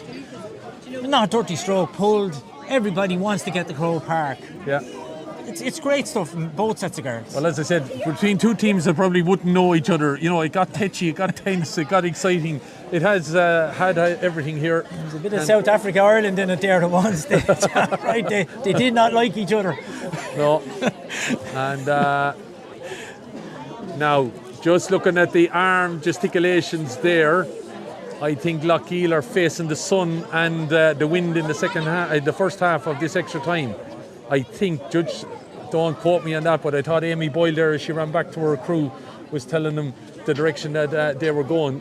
Interested to see, will we see some of the players that were involved, will they get back in here now? The likes of Kate Wall, could she have a say yet in the running of this, deciding game? I think we're probably going to see a change in the Finbarr's defence. I think they do need to tighten up there. So what do you think, Brian? Well, she seems to have saved her best stuff for extra time this year, Kate Wall. She was fairly anonymous now, to be fair, in the game as it was for the 60 minutes. But this depends on, niggles and, how people are feeling on the sideline. And then the management, will they throw her back in again? Absolutely. I don't know. There was 6 of them in a huddle anyway. There's plenty of people in the backroom team of Bars. I was watching the Brain Trust over there, trying to figure out what will we do. And the same on Loughgiel. One thing I tell you, Killian, could be a little bit of a factor, and I've noticed it in games with my own team these last few days, is the sun. Yes. Especially for goalkeepers, at this time of the year. It is a bit of a problem if you're playing into it. The high ball comes in. Yeah, and looking at that now it hasn't impacted that goal just yet to our left-hand side. No. And I don't know whether it's going to get far enough across. No, so that might, I think it's going down a bit. Still, though, if you're a defender, it could be. In this corner here. It is a factor this time of the year, there's no doubt.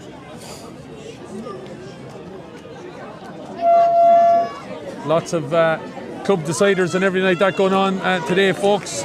Well, we're here at going into extra time now. I think you were right. 1:10 to 2:07. I think you called it right anyway, Killian. You read Amy Boyle off to perfection. Yeah. To do the sign language. Well, 10 minutes. Is it 10? 10 minutes aside. 10 it'll be 5 minutes. So the only thing is, Finbarrs have been in this situation, and will they know how to tailor that going forward? It's whether they've gone to the well once too often. We'll see. That's the other thing. So let's see. 3:25. How are you to Brendan McGarry watching in the Pound Bar? Well, Brendan, you better keep the place warm because there could be a few on the way back looking for a couple of pints. If everything goes the way of Loughgiel here, I think win, lose or draw, they'll be back. There'll be no drawn. We will have a decider here in the next half hour. On the charge is the lady that forced the extra time, Amy Boyle. Yeah. But she's run into a bit of traffic, and out come the team from Cork, St Finbarrs. Cork and Munster champions. Aisling Egan delivering it long, looking for McCartan, but out to win that ball are the Loughgiel defence. And Megan McGarry, she's had a big last half hour, I think. Yeah, I think she had a tough beginning first half, especially on Saoirse McCartan, but second half very, very good. I see Roisin McCormack on midfield for the start of this first period of extra time. I'd say they'll change her in the second half. Yeah, they're going to kind of try and stop McCarry again. I'd say the idea is to stop the ball getting to McCartan and Callahan. Oh, but McCartan has turned this over now. Yeah. But as we said, a goal in this extra time could be vital. McCartan go for distance. That's some score. Saoirse McCartan. I will say, Brian, when you consider she had a hard second half, and then, probably the Malays have missed a couple of chances, got in on her, to turn up then in extra time and hit that over the bar is some score from Saoirse McCartan. She's great physicality, she can win the ball. She can win her own ball, and she turned the defender over. Ball has been turned over with the referee. It's going to be a foul, and it looks like there's an injury to the Loughgiel player. The Loughgiel crowd not happy maybe with the challenge that went in 2-8 to 110. It is on the scoreboard. As I mentioned, Killian, I think she lost it a little bit in the sun coming, and obviously, the challenge has come in.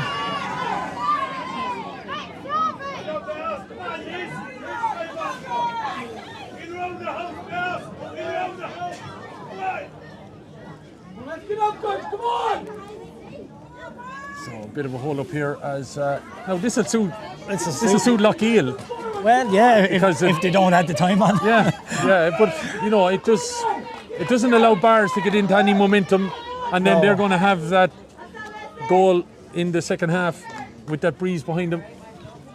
I don't know if Connor's been able to pick up on the tricolour here. Might give you an idea of the breeze just as we wait on the player there.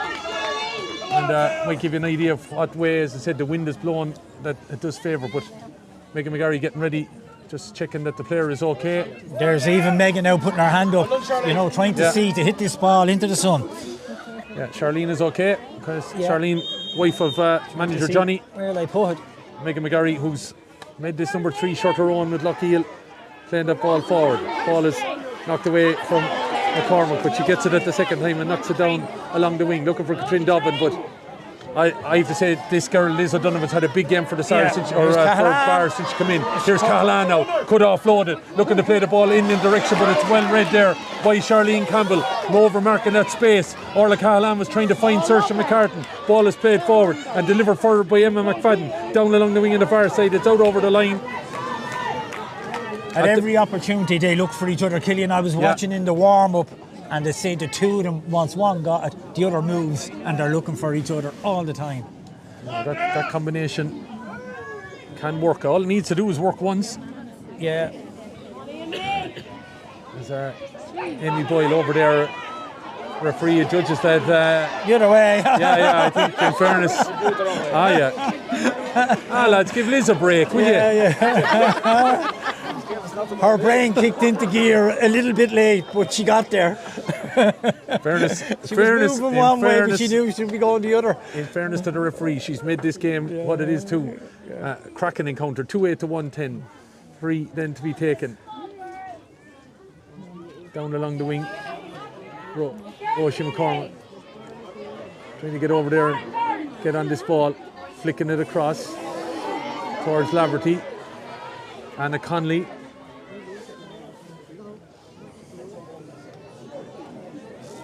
To 8-1-10. Time is ticking along here now, and that I think suits Loughgiel. There's no question. Yeah, you'd be happy if you're only a point down at the end of this. Yeah. I think Bars would want to be at least 2 or 3. Yeah. You would imagine. Roisin McCormick knocking this ball inside, and if all of a sudden you plunder the goal, it might be an opportunity here. Annie Lynn coming in towards that goal. Shot from Annie Lynn. Oh, what a goal! Oh, brilliant goal! Absolutely. Oh, brilliant goal.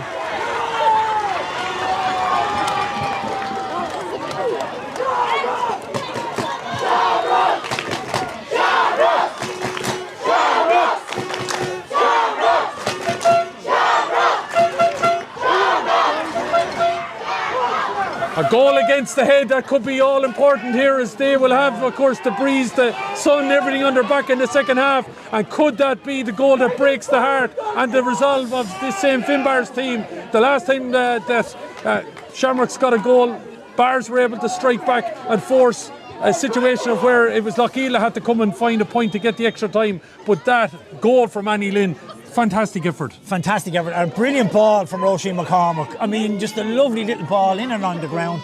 And look, took her player on.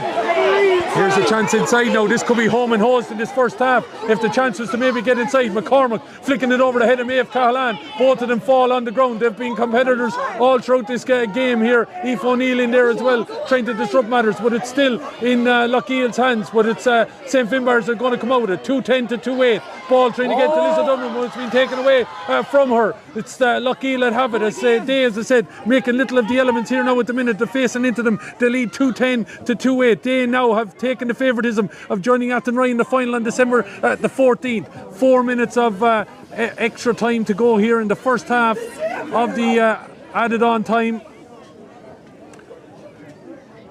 And it's asking a lot now for Bars. Show of resolve, resilience again to come fighting on. Who knows what still could be the changes that can happen here. Sun now setting to a point just over the roofs of the houses that right in our eye line as we do our best to identify the players, and getting out of it is Loughgiel. But the referee says there was a foul on the ball there. After all that scrum time, seems a bit harsh, but seemed a bit harsh to me, Killian. I don't understand that one, but there you go. It's a free out. Free out taken by Liz O'Donovan, looking for Saoirse McCartan underneath it. She got a goal from a similar spot where she was able to get up and win and take it away, slalom her way and knock the ball to the back of the net. We've had classic goals in this game as Loughgiel tried to come out, but referee says the McCartan foul and it's going to be a free out. He's going to bring it forward. But now everything, the momentum, everything is just falling right now for Loughgiel, isn't it? Yeah, it is. Look, they've got on top. They got the goal. They have a little bit more pace in their team than Finbarr's. And, they look to have the beating of their players when they get it into the forward line. Well, really Finbarr's are really totally dependent on McCartan and Cahalan. All their scores nearly come there today, bar the freeze with McCarthy, but certainly from play. Well, this lady's got 1-5 and she's got 3-45s and she's knocking this from 65 out. Ball is flicked back in at the edge of the square. Could be an opportunity still. The Bars are trying to get it out, but Loughgiel are the ones. You just feel the body language is starting to turn in their favour. Opportunity maybe again. Mary Laverty over there on that side looking to hold on to possession. Ball is on the deck. Trying to dig it out. Annie Lynn in there, the goal scorer, of course, there. Bit of a moving maul at the minute, and it looks like it's Bars that have come out with it.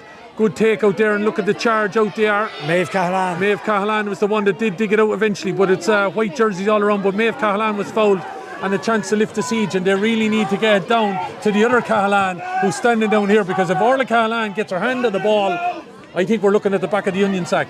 2:10 to 2:8. 1 minute and 20 seconds of extra time. The lights starting to come on here in Dunamore Ashburn. Sun on a gorgeous afternoon here. Wasn't a great morning down this part of the country. It's Cahalan, you're talking about, she's on the ball. Looking to flick this ball inside. Sure, it's a great ball. It's a decent ball in. Bars now. Kiva McCarthy, who's had a big game, flights it in. A flight save over the bar. Every time Orla Cahalan gets a ball, yes, a score nearly results for Finbarrs. And Kiva McCarthy really has dragged them on here. Her free taken and now that vital score. 2:10, 2:9. Still in the pot. 40 seconds remaining. No push on the puck out, but it's dropping here. Where knocking it down was Wigington's Barrett looking to play it forward. Short of the grip, but she's well robbed there by Marie Laverty. Ball is on the deck. Aisling Egan in there. Liz O'Donovan. Aisling Egan looking to get this ball and dig it on. He's on her own. Playing the ball inside. Has the ball. Here it goes. Hurley got a goal in the point against Newcastle West in extra time. Ball hits the deck. She's still has playing the ball inside. Still though. Still going. Ball across over the head of McCartan. McCartan has a player outside. Goes for a run over her left shoulder. Drops it in and drops it over the bar. It keeps ebbing and flowing and swinging in one way or another. McCartan opened the scoring at the start of this extra time. Has she closed it? I think Liz is looking for the ball here. 2:10, 2:10. What will prize them apart here? And the wind has significantly dropped here, Killian. You can just see the flags now. It's not a factor. She's allowing the play to continue here in extra time. Whittington Barrett coming in on that ball. It's a free. No, it's a free. And now she's calling. Yeah. I think it's that half time and extra time. 2:10, 2:10, Brian. 1:10, 2:7 at the end of normal time. The goal that Annie Lynn got now obviously vital in a way. It's probably more than Loughgiel probably expected, that they got a goal against the head when you think of the conditions. But Saoirse McCartan 2 points, and that point from Kiva McCarthy. That last closing burst there from Finbarr suggests they're not done yet here. No. It looked like it was going against them when the goal went in. But again, as in normal time, they come back with a couple of points, and they just won't let it go. Just won't let it go. They have huffed and puffed, and as I said, their resilience shown again here. I definitely thought that Annie Lynn goal was going in. You would feel in extra time with so little time to turn things around, Brian, that you felt that was setting things up. But credit Kiva McCarthy and McCartan, they've been able to work the needful, and you just felt there, Emer Hurley as well. Again, I would have felt maybe if she had attacked that near post rather than playing the ball across, she could have plundered a goal. Yeah, she was in. She didn't go for herself, and she popped it across. I thought McCartan could have popped it back to McCarthy. Would have been a chance of a goal, simple point. But she threw it over her shoulder and over the bar. They're very, very reliant on McCartan and Cahalan. You can see it. I think the spread of scores probably more with Loughgiel. Again, with the wind dropping now, it's coming and going a little bit at the minute, but this is anybody's. This still is anybody's, yeah. It's not blowing, you're right, like it's not blowing the tenacity that it was.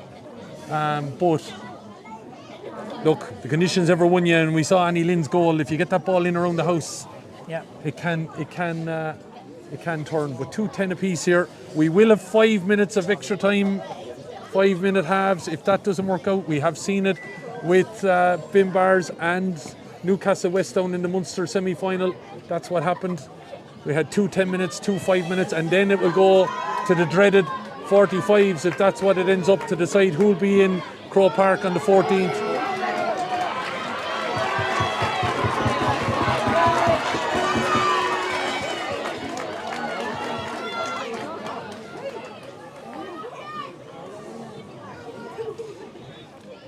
So roughly about 12 minutes time, will we know who will be in Croke Park with Athenry on the 14th of December.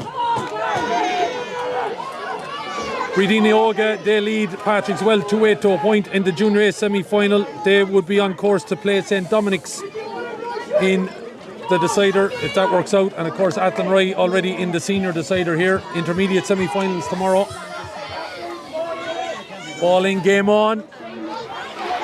And here goes McCormick, laying down the mark, early doors, looking to get away on the football arc, dropping it in and dropping it over the bar. That's what your big players do, Brian. Yeah. Well, at the start of the extra time, they put her in midfield. She's won the throw in, galloped forward over the bar. You know, they're trying to get, both teams trying to get their best players on the ball. Yeah, and looks like they've brought in a sub as well. Looks like Orla Laverty is in. 23, yep. Yeah, she is in on the field of play. Not sure who she came on for, but she's in on the field down here. Now Bars have to try and get up that field again and dig it out. It's been a right entertaining fair here, no question about it, at Dunamore Ashburn. No one heading away, trying to get in there and disrupt matters. Megan McGarry, huge game for Loughgiel. Herself and Roisin McCormick, for me, will be in challenge, obviously, for that Player of the Match award. Come on, guys, keep working. Yeah. They've dug it out and been able to drive it forward here now. Katrin Dobbin, this could be it. Curtains here. Maeve Callahan trying it back. Katrin Dobbin is inside. Katrin Dobbin! Oh, it's in the net! I think you've another contender for man of the match, Gillian.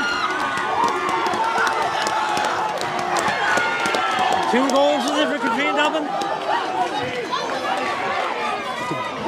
Just the one. Just the one. Sorry, just the one. So Roisin McCormick, Annie Lynn and Katrin Dobbin are the goal scorers for Loughgiel Shamrocks. Oh, it's in? Ball down the far end though. Dangerous take, and it's the goalkeeper McAllister that gets that ball out. The sun just at the wrong height for now at the minute. It was you trying to shield the eyes in order to be able to check the play at the far end. Liz down tying the laces again. 3-11 to 2-10 it is. The goal from Katrin Dobbin. Once she got away from Aoife O'Neill, it spells danger every time, and she's only thinking of goals. Yeah, they have the beatings of the Finbarrs for the bit of pace. Once they get turned, they're not getting caught. I think she was trying to pop it over, but she popped it over the goalie's head. Oh, here's the danger woman again. Cahalan. Another score. Orla Cahalan. Yeah. I mean, for me, have to be in the... it depends obviously who wins the game, but for me, every time she touches the ball... Oh, every time, absolutely, yeah. She's the score. From the bar side, she's in contention. Alongside, I would say as well, you'd have to give a special mention to Liz O'Donovan. I think she's been immense since she's been on. Yeah. But now they have to find a goal just to get level. 3-11, 2-11. The latest turn and twist in this coming for Katrin Dobbin. Ball looking to be played inside, but Loughgiel now know 10 minutes from now they could be heading to Croke Park. Dobbin full of running all of a sudden again, getting away from Cahalan and O'Donovan, inside to McCormick, loses the ball, tracked off that there. Aisling Egan been big in the last few minutes as well from a Bar's point of view, but McCormick hasn't given up, sidesteps the referee and a couple of players, back out to Megan McGarry, flicking it out here towards Dobbin, the goal scorer, 45 metres out, Dobbin dropping it in, and it's going to go out to the left and wide. Kate Wall in. Kate Wall back in, as they expected. Yeah, call to Killian, yeah. All changes. She's on the ball, here she goes. So Kate Wall will do full of running. And Cahalan. Oh, here we go. And here we go. Cahalan now on the top of the arc. Cahalan 20 metres out. Cahalan has a ball inside. Hurley. Go! The ball's in the net. Oh! The ball's in the net. The ball's in the net. This just keeps giving again. Orla Cahalan from minute 1. Loughgiel cannot handle her at all. They just cannot handle her. She got the ball, the pass laid off, lovely, and Hurley, who got a goal and a point, swung the game against Newcastle West in additional time, extra time, down in the Munster semi-final, has got a goal to level it here again. Oh my God. And a great ball from Kate Wall played in front of her. I mean, Liz gave her the advantage. Kate Wall, great catch, ball put in, Cahalane and Hurley. We're back level again, Killian. I'm nearly speechless at this stage. This game, when you consider these girls going to the well, have given us such entertainment here as we see a change taking place. I think it's 17 is it there for 2. Charlene Campbell, she's had some go. Yeah. Giving it absolutely everything. And in for her is Maria O'Hara. It's going to be one of them, Killian. It's going to be one hell of a game to win, but one terrible game to lose. Yeah, it is unfortunately a psychological factor. You know, it'd be a long winter for whoever doesn't. Well, especially when you've been so close here in a tight encounter. But this is one of the classics already being served up. Athenry looking at this and they're hoping they'll be playing additional time because it'll be great for them for 2 weeks' time and trying to recover from this. But digging it out, who's going to go to the well and dig it further here with 5 minutes remaining? Katrin Dobbin, who got that classic goal, looked like it might have put 1 foot in the Crow Park, but she's coming again here. Orla Cahalane, with the help of Emer Hurley, was able to find the back of the net. And here comes Roisin McCormick now, driving forward, looking from 45 metres out, dropping it in and dropping it over. Right. No. I thought he was leaning down for the flag. No. And she hits them, she eases them over normally, but again, she's just off. Oh! The ball was short out. Look where Saoirse McCartan is now. McCartan back helping out. And she's been big in the extra time, I think, as well. Just on some of the key possessions that she had, trying to find Wall over on that far side, but the ball goes out over the line, right in front of the Loughgiel dugout. 3-11. 4 minutes remaining. We have to have a winner today, so we will have 2 periods of 5 minutes extra time. If after the end of that it's all level, we will have the 45s. Megan McGarry, big game from her, is a player of the match contender, knocking the ball long. Put out there, Grania Cahalane. Saoirse McCartan. Oh, heavy high challenge. Oh, this will be interesting. McCartan up to the linesman maybe on that side there. It was very, very high, I thought. In hurling, I think you'd be walking. I don't know about Camogie. She did catch her. Down like a sack of spud, Saoirse McCartan win. What's the colour of the card? It's a yellow card. It's a yellow card, yeah. Benefit of doubt may be given, but Orla Laverty, living dangerous, joining, of course, her sisters Ciara and Marie involved in today's encounter. But she's picked up a yellow card for herself. What way will the pendulum swing? Sun is just dipping below now the roof and might help us out as we head into that far corner if Bars head down there. McCartan with this free. She's up and she's okay. She seems to be permanently back around the half back line now. Yeah, because they need her to drive this ball long as she finds the direction of maybe Kate Wall down there, but the ball is batted away. Megan McGarry. You nearly feel now, Killian, next score wins. Yeah, next score you think, we're hitting near 2 minutes. It's the nerves now, the nerves. Yeah. They're pounding the bar in the pound bar, I'd imagine. McCartan, there she goes. As Saoirse McCartan digs it out, bats it over here in the direction of Winnington Barrett. Looking to step inside. Has she got the winner here? Dropping the ball in. Sure. Dangerous ball. McAllister comes out, turns into trouble. Ball's going to be batted away. It's on the edge of the deck there. Kate Wall is in there. Referee says it's free up. It's a free in. Big decision. Has been so safe, the keeper. Just overplayed it with the shimmy out. So probably just got rid. Again. Great hands. Didn't see the channel out on the right, decided to come back on the left and then turned into trouble. Turned it over. I think she's gone for playing it on the ground.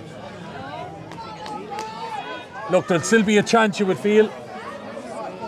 Kiva McCarthy, she's had a massive game. It's just, I don't see her adding on a lot of time in this half, and the free still hasn't been taken, Killian, and we're now inside the last minute. We're not calling players of the matches yet because you never know what way this could swing just yet, but Kiva McCarthy will be in contention. Orla Cahalan will be in contention. Saoirse McCartan also gets a mention. Ball is with McCarthy. She puts the ball over the bar. 100% record. She's got massive scores. We're down now to the last 40 seconds. Maybe keeping an eye on whatever additional time is going to be played on this clock here. Last 40 seconds on our clock. Here in the stadium it's gone under 30, but there's 40 seconds on our clock. And then whatever additional time is to be played. Looking at Katrin Dobbin inside. Finbarrs, who looked like they were in trouble, fell behind. 1 minute of additional time to be played.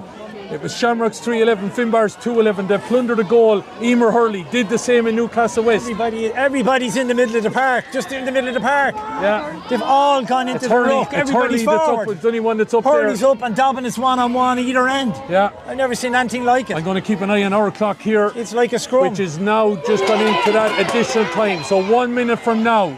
The stadium clock is about 10 seconds ahead, I think, but we're gone over the time. Was a minute of additional time to be played. Bars will be happy to play it out along here. Who's got the nerve to win this ball and force additional time here? Looks like it is. Katrina has it, has she? Katrina She Dobbin has, yeah. looking to get forward. Draw a foul here and yet fancy McCormick. Back it goes here. Emma McFadden can't get it up. Through her legs she tries to play I think that's it. Trying to get a white and red jersey onto it. She's letting it go. Bars are all over it. Liz O'Donovan, massive game she's had. Looking to drive it out. Here's another lady who's come into her own in Winnington Barrett. Falls to the ground. Liz Dempsey calls a halt. Will she throw it in? She's thrown it Seconds in. She remaining. still hasn't blown it. We're over a minute over. Well, we were a minute of additional time to be played. Whoever wins this now, she'll blow the whistle, I'd say. I'd say she'll kill it. It's a free! Oh, what a decision! Oh! Last chance! Yeah. Oh, no! This has to go over. Oh. Oh my word. Oh my word. I mean, we were over a minute of the time. Yeah, but she did play a minute injury time. Yeah. So we're now only, we are 20 seconds over that. Oh, this is the biggest free Roisin has hit. She's hit many big ones, but I don't think they're going to be any bigger than this. She's standing practically in line with us here. She is about 58 metres out. 10 metres to the left hand upright. With the wind behind her, dropping it in. It's over the bar! Roisin McCormick! I think we're going for another 5 minutes, Killian. We're going again. Yeah, she's calling for the ball, yeah. We go again! We go again! We go again. Whoa! Roisin sunk to her knees. She knew the pressure on that one. That's some pressure. The whole of Loughgiel was on her shoulders hitting that one, but she stood tall. Ask somebody to check his heart rate. Yeah, there's a few lads concerned about you here. What's his name again? Brendan McGarry. If anyone could send us a text through, let us know how he is. They sent a few points down. At this stage, he's probably under the stool. At this point, 3:12 here. So 5 minutes either side, and then we may have the dreaded 45s. A cruel way to end it, but this. Brian, this is one of the modern classics. I don't care. It's had everything. It's had everything. Just when you thought one team had haven't won, the other one comes back and takes it away from them, and vice versa. Like I said, it'll be some game to win if you're travelling all the way back to Antrim or all the way down to Cork, but it'll be a desperate one to lose. I will feel for whoever loses this game. They've both given everything to it. But I'm still going to have to give credit to the Bars here, because Loughgiel at various different stages have had dominance in the game, and the Bars just seem to never go away. And as you rightly said, you get the ball to Orla Cahalan. How much, like, she scored herself a goal and 3 points, but she must surely have accounted for the rest of the 2-9 practically. Yeah, and as I said, Killian, I first started at 13, and even with Dublin, at that early age, it was herself and Orla Mullins, the two Orlas. Yeah. And we used to say, we have to stop the two of them. And 8 years on, We're still trying to stop. You're still trying to stop them. You know what I mean? It's not rocket science when anybody looking in would see it. Bars just need to get her the ball. Now, who's won and who will win this 5 minutes? I'll let you do the body language again, Killian. You called it right the first time. But it didn't matter. It didn't matter. It looks like the same way as we were. Yeah, is that what maybe is happening? I don't think as the last half. So again, I don't know playing whether down toss, towards the town end. Does a toss take place the second time? It must do it, But it looks they're like just automatically gone. Or would it be? I don't know the rule actually. Would you toss again, or do you just flip again? hello to Elaine. Elaine Aylward, of course, formerly of this parish, watching. I had the porridge. Luckily, I had 2, Elaine. That's 5 minutes each way, or what? 5. So 5 minutes each half, then 45s. Roisin in midfield again. Yeah. Like Loughgiel move her. Like Finbarr's move McCarr. Yeah. Up and down the field. Up and down, yeah. The positions have meant nothing here. McCart's gone back inside now again. Yeah, and the wind now, Brian, has probably picked up again a little bit. Picked up a little bit again, yeah. So, winning this ball could be vital here. Liz O'Donovan trying to get in and win it. Ball is on the deck. Roisin McCormick, has she dug it out? Nearly did. Trying to be disrupted at that ball, but it is Loughgiel that come out with it, and it's cleared by Amy Boyle. She's the one that put us in this situation in the first place. Ball is knocked forward now. Got to get calm heads on the ball. Trying to get it forward here with Katrin Dobbin. Katrina got that cracking goal at the start of extra time. Maeve Cahallan though digs it out. Down here towards Cade Wall. Back into the team. Went off during normal time and knocks that ball out over the line. And a chance for Loughgiel. 5 minutes doesn't seem a whole long time, but Gemma O'Connor urging on her troops here on the sideline as Lucia McNaughton gets ready to take this cut, tying the laces. Sun is nearly gone behind the roofs here at Dunamore Ashburn, and don't think anyone has budged. Oh, great cut. Lovely cut by Lucia McNaughton, but it looks like the other number 5 is going to win the race there, Aoife O'Neill.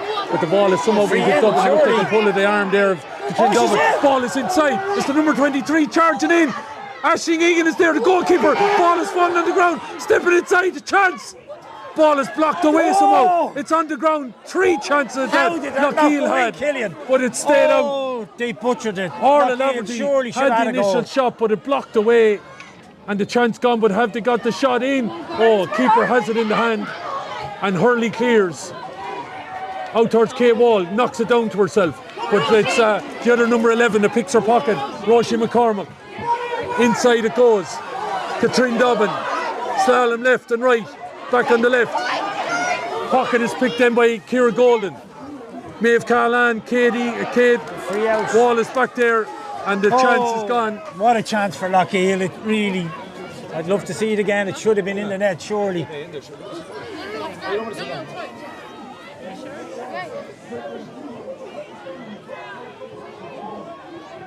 Now Liz is tying her lace. We'll have to get glued the next time. Yeah, even the referee is playing for time. I don't think incredibly is that she's allowed the two to play at this match and let them at it, and it's I'd say turned into a bit of a classic here. 3-12 great block. Saoirse McCartan was trying to deliver that long, but it's blocked down, and it's Roisin McCormick who's doing the Saoirse McCartan role, I think. Hanging back and getting this ball forward here. But lovely by the captain. Defensive play. Stephanie. Knocking it down towards McCartan. Looked like Megan McGarry's all over it there. Knocks the ball out. And it's going to be a sideline cut for Loughgiel. Megan stretching out the legs. She was getting the rub there just before at the half time. 2 minutes left of first half. One score could be the difference here. Roisin McCormick on the sideline inside her own half. We'll be looking for Dobbin to make a move here, possibly.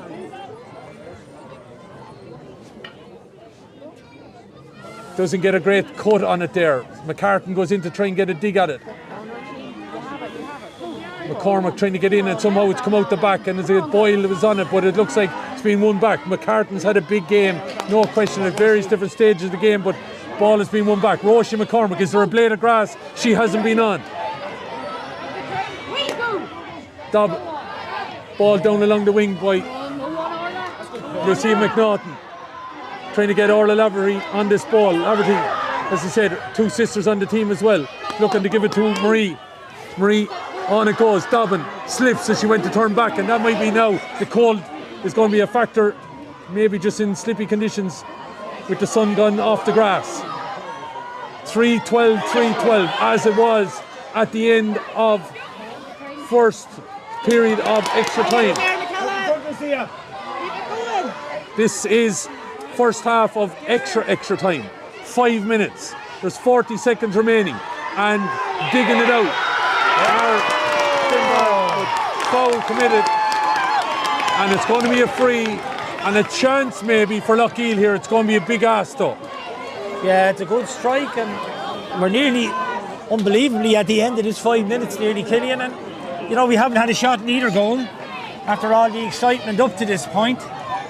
But this would, in the context of the game, this would be a huge score. Any score now is massive. The hammers are being stretched. You're watching the Camogie Association's coverage of the AIB All-Ireland Club Senior Camogie Championship semi-final. Athenry are already in Crow Park on the 14th of December. Who will join them?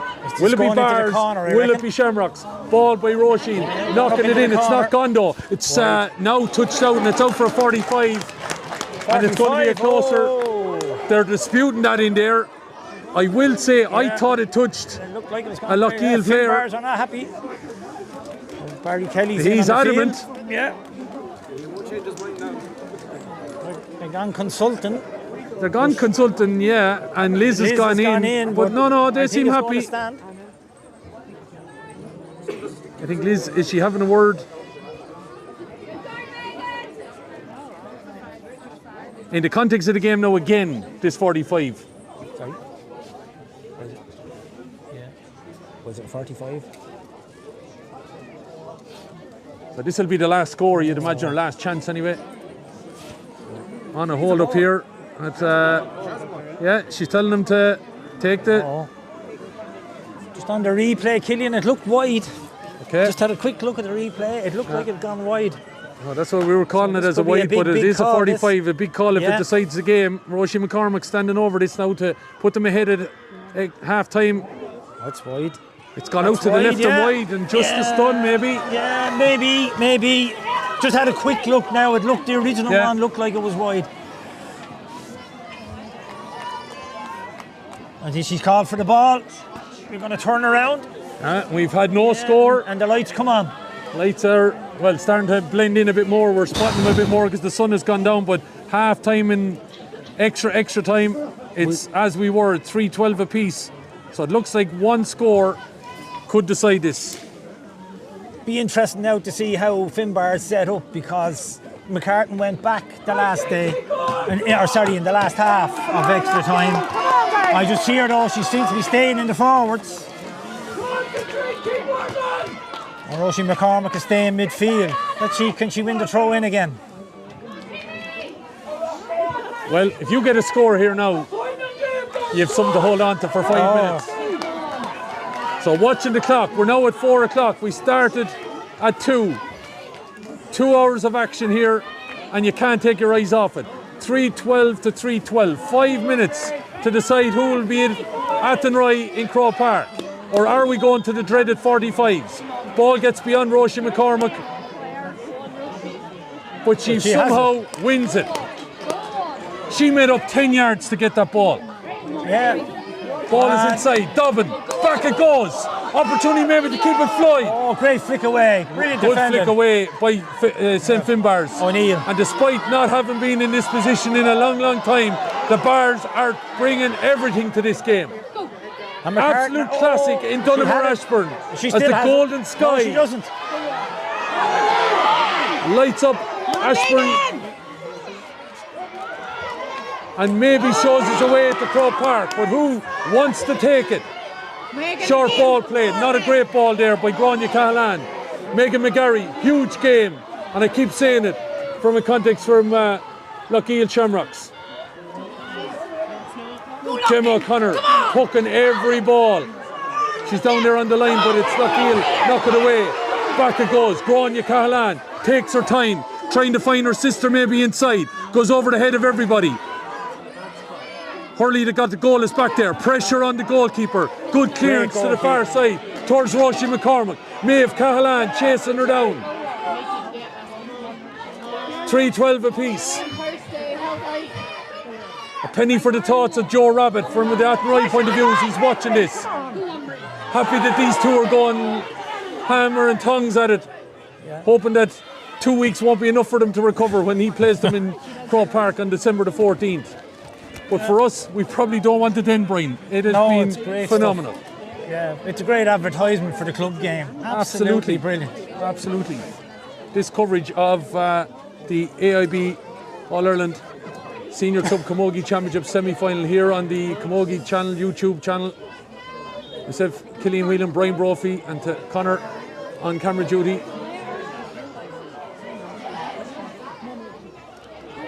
I hope you've enjoyed the action. Oh, free in.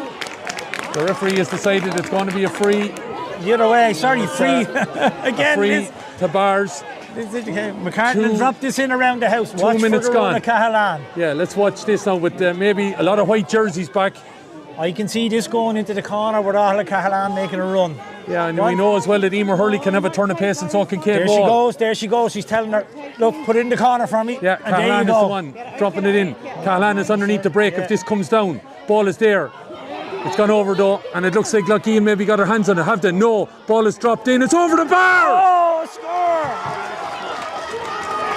And I think it was Emer Hurley. And it was.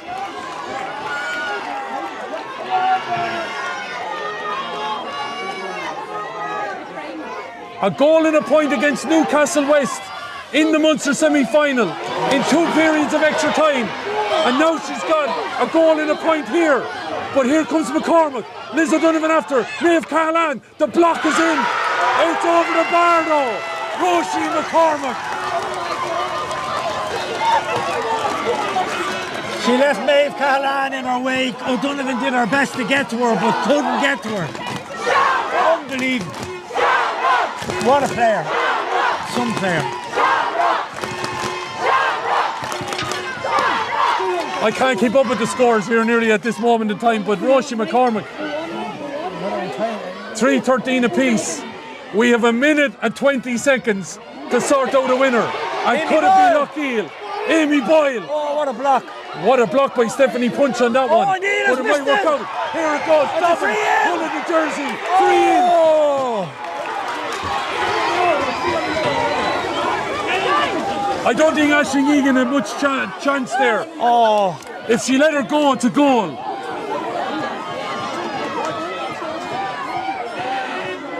But she really should have got the ball. She missed the ball. I mean, it's a bad mistake. It's a bad mistake. And now at one end, when you were looking at maybe things could change, it's now swung back this way. Roisin McCormack getting a score. She made it all of her own, puts it over the bar, and now will have the chance to send Loughgiel Shamrocks after 2 hours of action to Croke Park on December the 14th.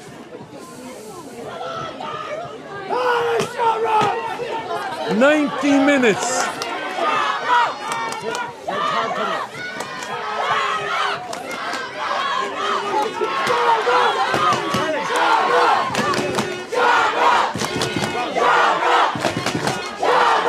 Like the Aviva, Killian.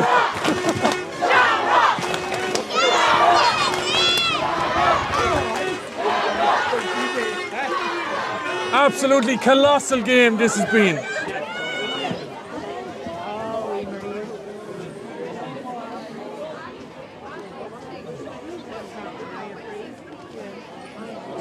Change coming in on the Finbarr side. Aisling Egan, I think, has picked up an injury and all of that, and she's been called ashore. I think it's Kate Cahalan is in. So all the Cahalans are on the field of play. All Roisin McCormack has to do is leave this in Ashburn Town Centre, because I think the whistle will be blown as soon as the ball is poked out. But I think we have additional time here. She played about a minute in the first of 10 each way. You know, it's been a long stoppage here. There was about a minute when the incident happened. I think we'll have another minute, Killian. To be fair, so I think it was Aoife O'Neill miscontrolled the ball. I thought it was Katrina was bearing down just at the red helmet. It was Marie Laverty. She was the one fouled. Aisling Egan and Marie look like they're going to be both replaced. But Roisin McCormack stands over this, and she's been told nicely by Maeve Cahalan what she should do with this.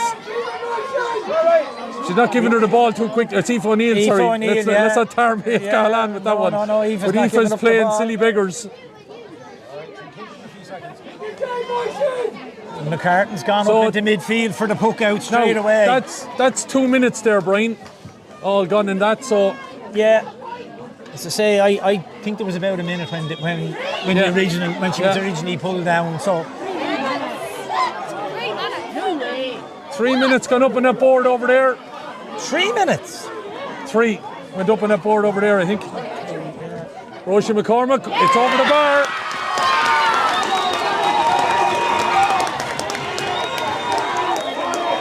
See, Ciara Hurley here will be looking for McCartan and Donovan. They've all come to this side.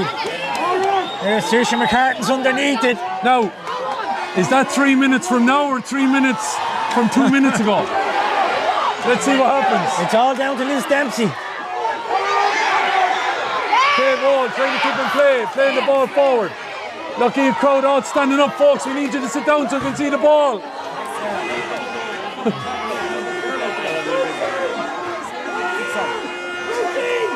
Saoirse McCartan needs to get a decent ball down and on. Lucky crowd calling for the whistle. Ball is inside. Orla Cahalan, danger woman, goes to have a strike at it. Over the bar! It's over the bar! Orla Cahalan! Oh, Lord. We are seeing two of the top players in Camogie in Roisin McCormack and Orla Cahalan. My word. 90. There was only one place it was going. 4th minute. 45s. 45s will decide it. If it ends that way. Whittington Barrett trying to get the ball forward. Oh, look where Orla Cahalan out round the middle. What a game she's had. Ball is inside. This could be the ball to kill it. Ball is striking in. It's high. It's over the bar.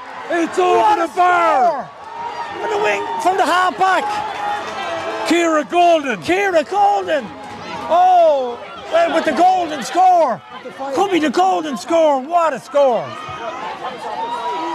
What a score. Killian, I didn't think there'd be enough time. I couldn't tell there'd be enough time for 2 scores. 2 points in the 94th minute. And we're still playing. Have Finbarrs climb many a mountain today. There's a golden sky above us. Golden gets the golden score. Write all the headlines you want tomorrow. Loughgiel will hope there's one other twist. Liz Dempsey in the scrum over there. Well, no outstretched arms. Is it going to be a throw ball in? As well, Killian, on my watch. I mean, we are now officially heading for 10 minutes of the 5 minutes. Yeah.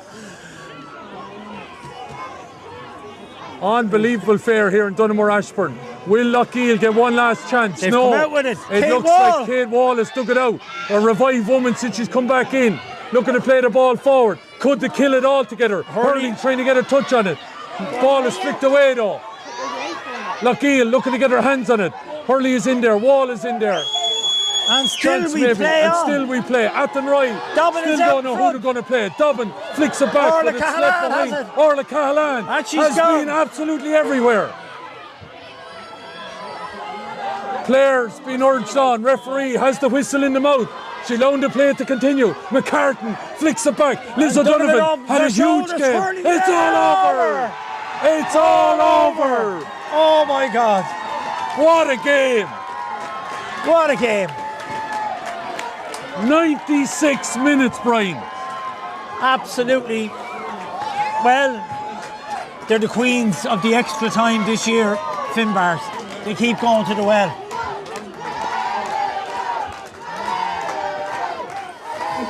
Unbelievable. That is unbelievable fair when you look at it, Brian.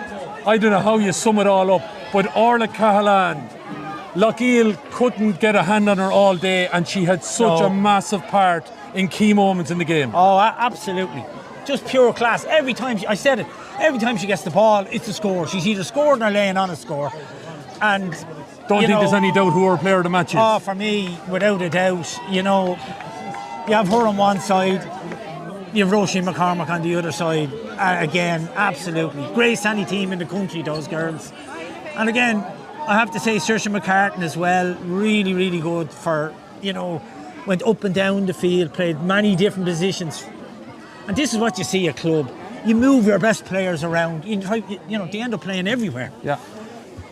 But they're over the line today. And like I said to you, congratulations to Finbarr. Commiserations to Loughgiel. Commiseration for Loughgiel. What a performance. Absolutely. Absolutely. Yeah. And I'm sure when they thought they got goals, that might be it. But, no, there's no need now. There is a little bit of nasties on after that, but I don't think there's any need. It was a fair game, played out. I don't think there's any questions about anything. But the scenario is here that St Finbarrs have defeated Shamrocks by 3-15 to 3-14, and we don't want to see any repercussions or any kind of scenario. If someone disagrees, they disagree, but it's over and done with now between the white lines. Finbarr's winners. Let's give some shout to Loughgiel at different stages there. I just thought Megan McGarry was absolutely fantastic. She gave absolutely everything. Lucia as well. Amy obviously forced the extra time with that vital point. Roisin though was absolutely everywhere. I can't keep up with the amount of scores and chances that she was. Katrin Dobbin got a huge goal in the extra time as well that we thought was swinging it their way. Like, they did everything they could. They did everything they could, and it's like both teams at different stages, they must have thought we have it. Yeah. And then it's snatched away. And it's the brilliant thing about sport at all levels. And for the neutral at home, watching that, you were really entertained because, if you know skin in the game, like people here in the stand had, you must have been entertained for what those girls from Loughgiel and St Finbarr gave today. They refuse to be beaten on both teams. And I mean, if we'd went on for another few minutes, Loughgiel probably would have equalised again. Yeah. That's the way it was. Absolutely. Safe home to all the Loughgiel crew that were good form here in front of us. I know it'll be disappointment in the pound bar tonight, but they should praise those girls when they go home as well. Absolutely fantastic. And but it will be St Finbarr's and Athenry. I don't think we would have predicted that All-Ireland final, no disrespect either. No, I think at the start of the year you wouldn't have. I think Athenry have won it back in the day, so Finbarrs obviously haven't. And we're back to Galway and Cork again. Back to Galway and Cork again in an All-Ireland final. December the 14th, Athenry up against St Finbarrs. That will take place at 4:15 on Sunday, December the 14th. And it will be preceded by the intermediate final. Those semi-finals will be decided tomorrow. And we will, as I said, there'll be coverage. You can keep an eye on the scores for those tomorrow afternoon. But we're going to take a break for the moment and go and source out winning manager and our player of the match as well, and bring it to you here in the next couple of minutes. My thanks to Brian Brophy. As I said, absolutely speechless. Great credit to both teams. Great. Just a great advertisement for Club Camogie in Ireland. Superb. And there you go. So the golden scorer, Ciara Golden, the golden girl, the golden sky, she has led them down the golden path. Will there be silverware at the end of it? We'll know on December 14th. Well, thanks to Brian. Connor, we're not done yet. Stick with us and we'll hear from the winning camp. 3:15 St Finbarrs, 3:14 Shamrocks. After 2 periods of extra time, it's the Cork crew that are going home the hopper.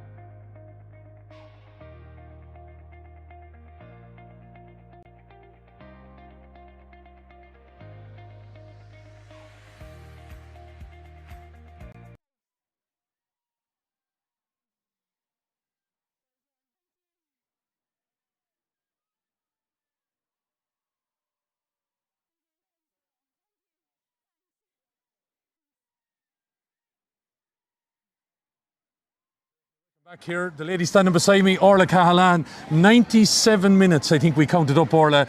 It must feel like hours you were out there. I know, every time she went to blow the whistle, you'd be wondering, is she going to blow it up or not? But it was, I suppose we played extra time 2 weeks ago and we thought that would never happen again. And to come out here again and play extra time was just mad. So it was great to get the win in the end, but it was hard fought. Do you mind me saying though that at times it probably felt the pendulum was just swinging away from me, but you showed a massive resolve, which you've shown all year. Yeah, definitely. Like, especially when you come out against that wind, coming out after half time, you'd be wondering how we're ever going to get the ball out of the bats.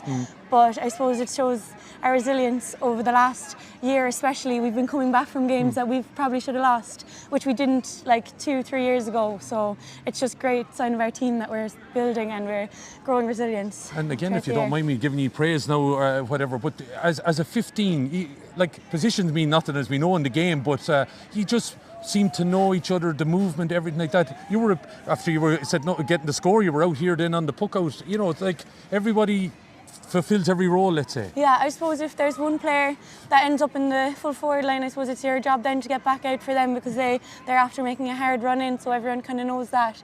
And look, it's really hard to get into our 15 in our club team, which is crazy this year. So we've really strong girls on the bench who, you know, they're going to come on and fill your spot if you're not giving it your all. So it's just a great sign of our team this year. Can I ask you for a word on Loughgiel? They went toe to toe with you all the way. Oh yeah, we knew they're 4-time Ulster champions, and like we knew they were going to come out here with a fight, so we didn't underestimate them at all.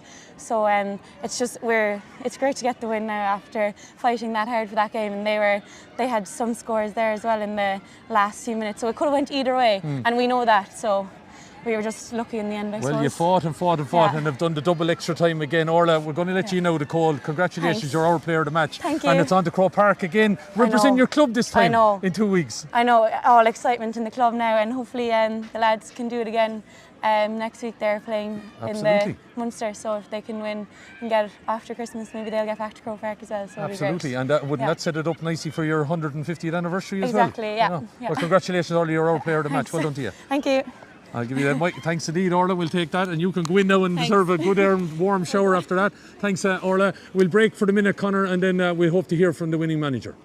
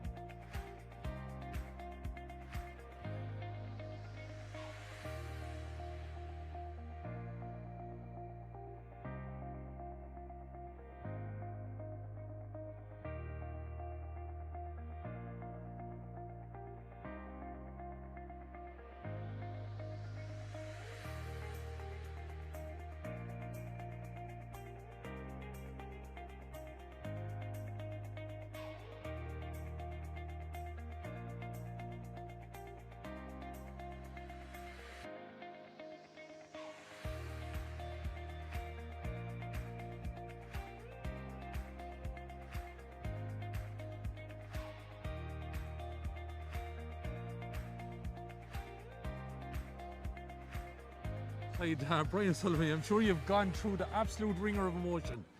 Yeah, but this team has done this to us the last couple of weeks, in fairness, but a phenomenal Loughgiel side. We expected nothing else, and there was ups and downs and swings and roundabouts. It was just a roller coaster, but testament to our gang and testament to Loughgiel as well. Just put on a fabulous display. Just a commitment and just true test of the character, you know. She was nearly planning for 45 at that stage, but yeah, just brilliant, you know. To come out that side of that was incredible, and the girls coming up with big plays towards the end was off the charts. A game that threw in at 2 o'clock, she was bang on the money. It finished at roughly, I'd say, in and around 18 minutes, 90, I think 97th minute or something like that. Yeah. Like it's just phenomenal what those girls put in out there, both teams. It's unbelievable, but it's showing the work that they've put in the background, both teams, like all through the year with their own S&C and their own coaches, Dylan and the lads and Kleena and Nielser and Party and Brownie and the whole gang. It's the work that they're putting in, and we double extra time in the semi-final in Munster. Tough battle there only last week, and even the quick turnaround after playing a week against De La Salle and Thurles, coming from the high of that to try and go again, and they just always dig in. Like, I think we were 4 points down at one stage, someone mentioned, and they just never know when they're beaten. Like, they could stick at it, and the result kind of takes care of itself then to an extent. I was talking to Orla. Everything Orla got in her hand today was either a score or she set someone else up. You know, her performance is one of the thing for the ages, let's say. Orla's electric, but she's doing that since she's a kid. She's doing it with Cork. She always does it with the Bears. There's times where people double up on her, nearly triple mark on her, and she just gets on with it. She was actually carrying a bit of a knock into the game today. You wouldn't even have known that, like, you know. She nearly put my heart sideways during the week with a phone call, but that's Orla, and that's our sisters. And Maeve. Yes. Maeve had a tremendous battle there with Roisin this afternoon, like 2 top players going hammer and tongs.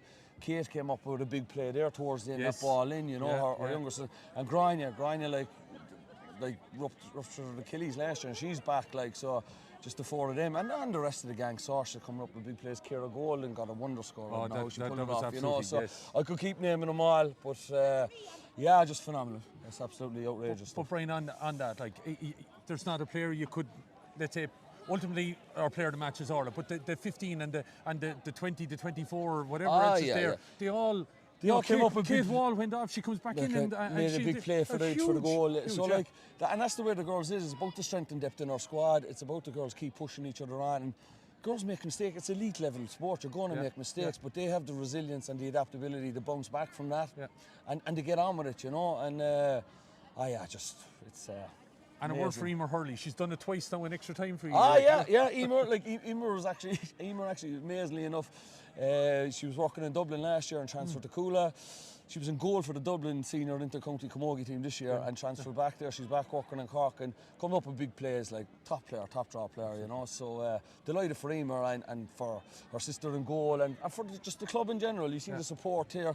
It's just amazing, and as I say, we're on a bit of a roller coaster ride. The footballers are playing next week in the Munster football final, so it's just great for the club and the supporters and the young kids, the boys and girls, and a lot of them coming up here. And as I said, Torla, a big year in your history coming up, obviously next year as well, like, you know. So absolutely, this do you think now, you know, into Croke Park, it's new territory obviously with this kind of cohort, but geez, you've 60 minutes to go for a bit of glory. Absolutely, and I'd imagine I'm not even sure who came out of the other side. Did. Well, Attenroy, like I was probably their maiden voyage in there as well, at senior level. So just looking forward to it. But listen, we'll enjoy it tonight.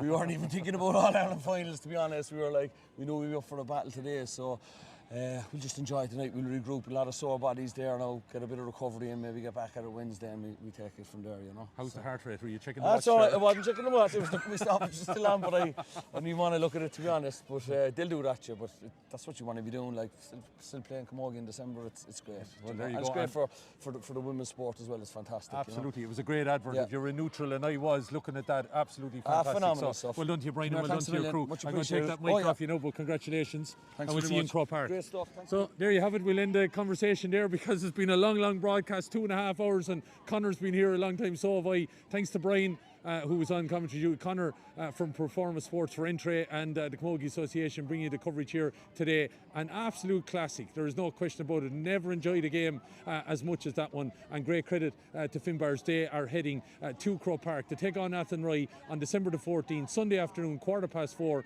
and that promises now to be a cracker. Two teams that haven't graced Croke Park in an All-Ireland senior final in a long time, so the best of luck to them on that. On a full-time score after double extra time, it's finished up here. St Finbarrs of Cork 3:15, Loughgiel Shamrocks of Antrim 3:14. No disgrace, and I know it's going to be a long road home to Loughgiel, but they served up a classic as well. We'll talk to you soon on whatever Camogie channel we're going to be on, but a cracking game here today. Good luck to you.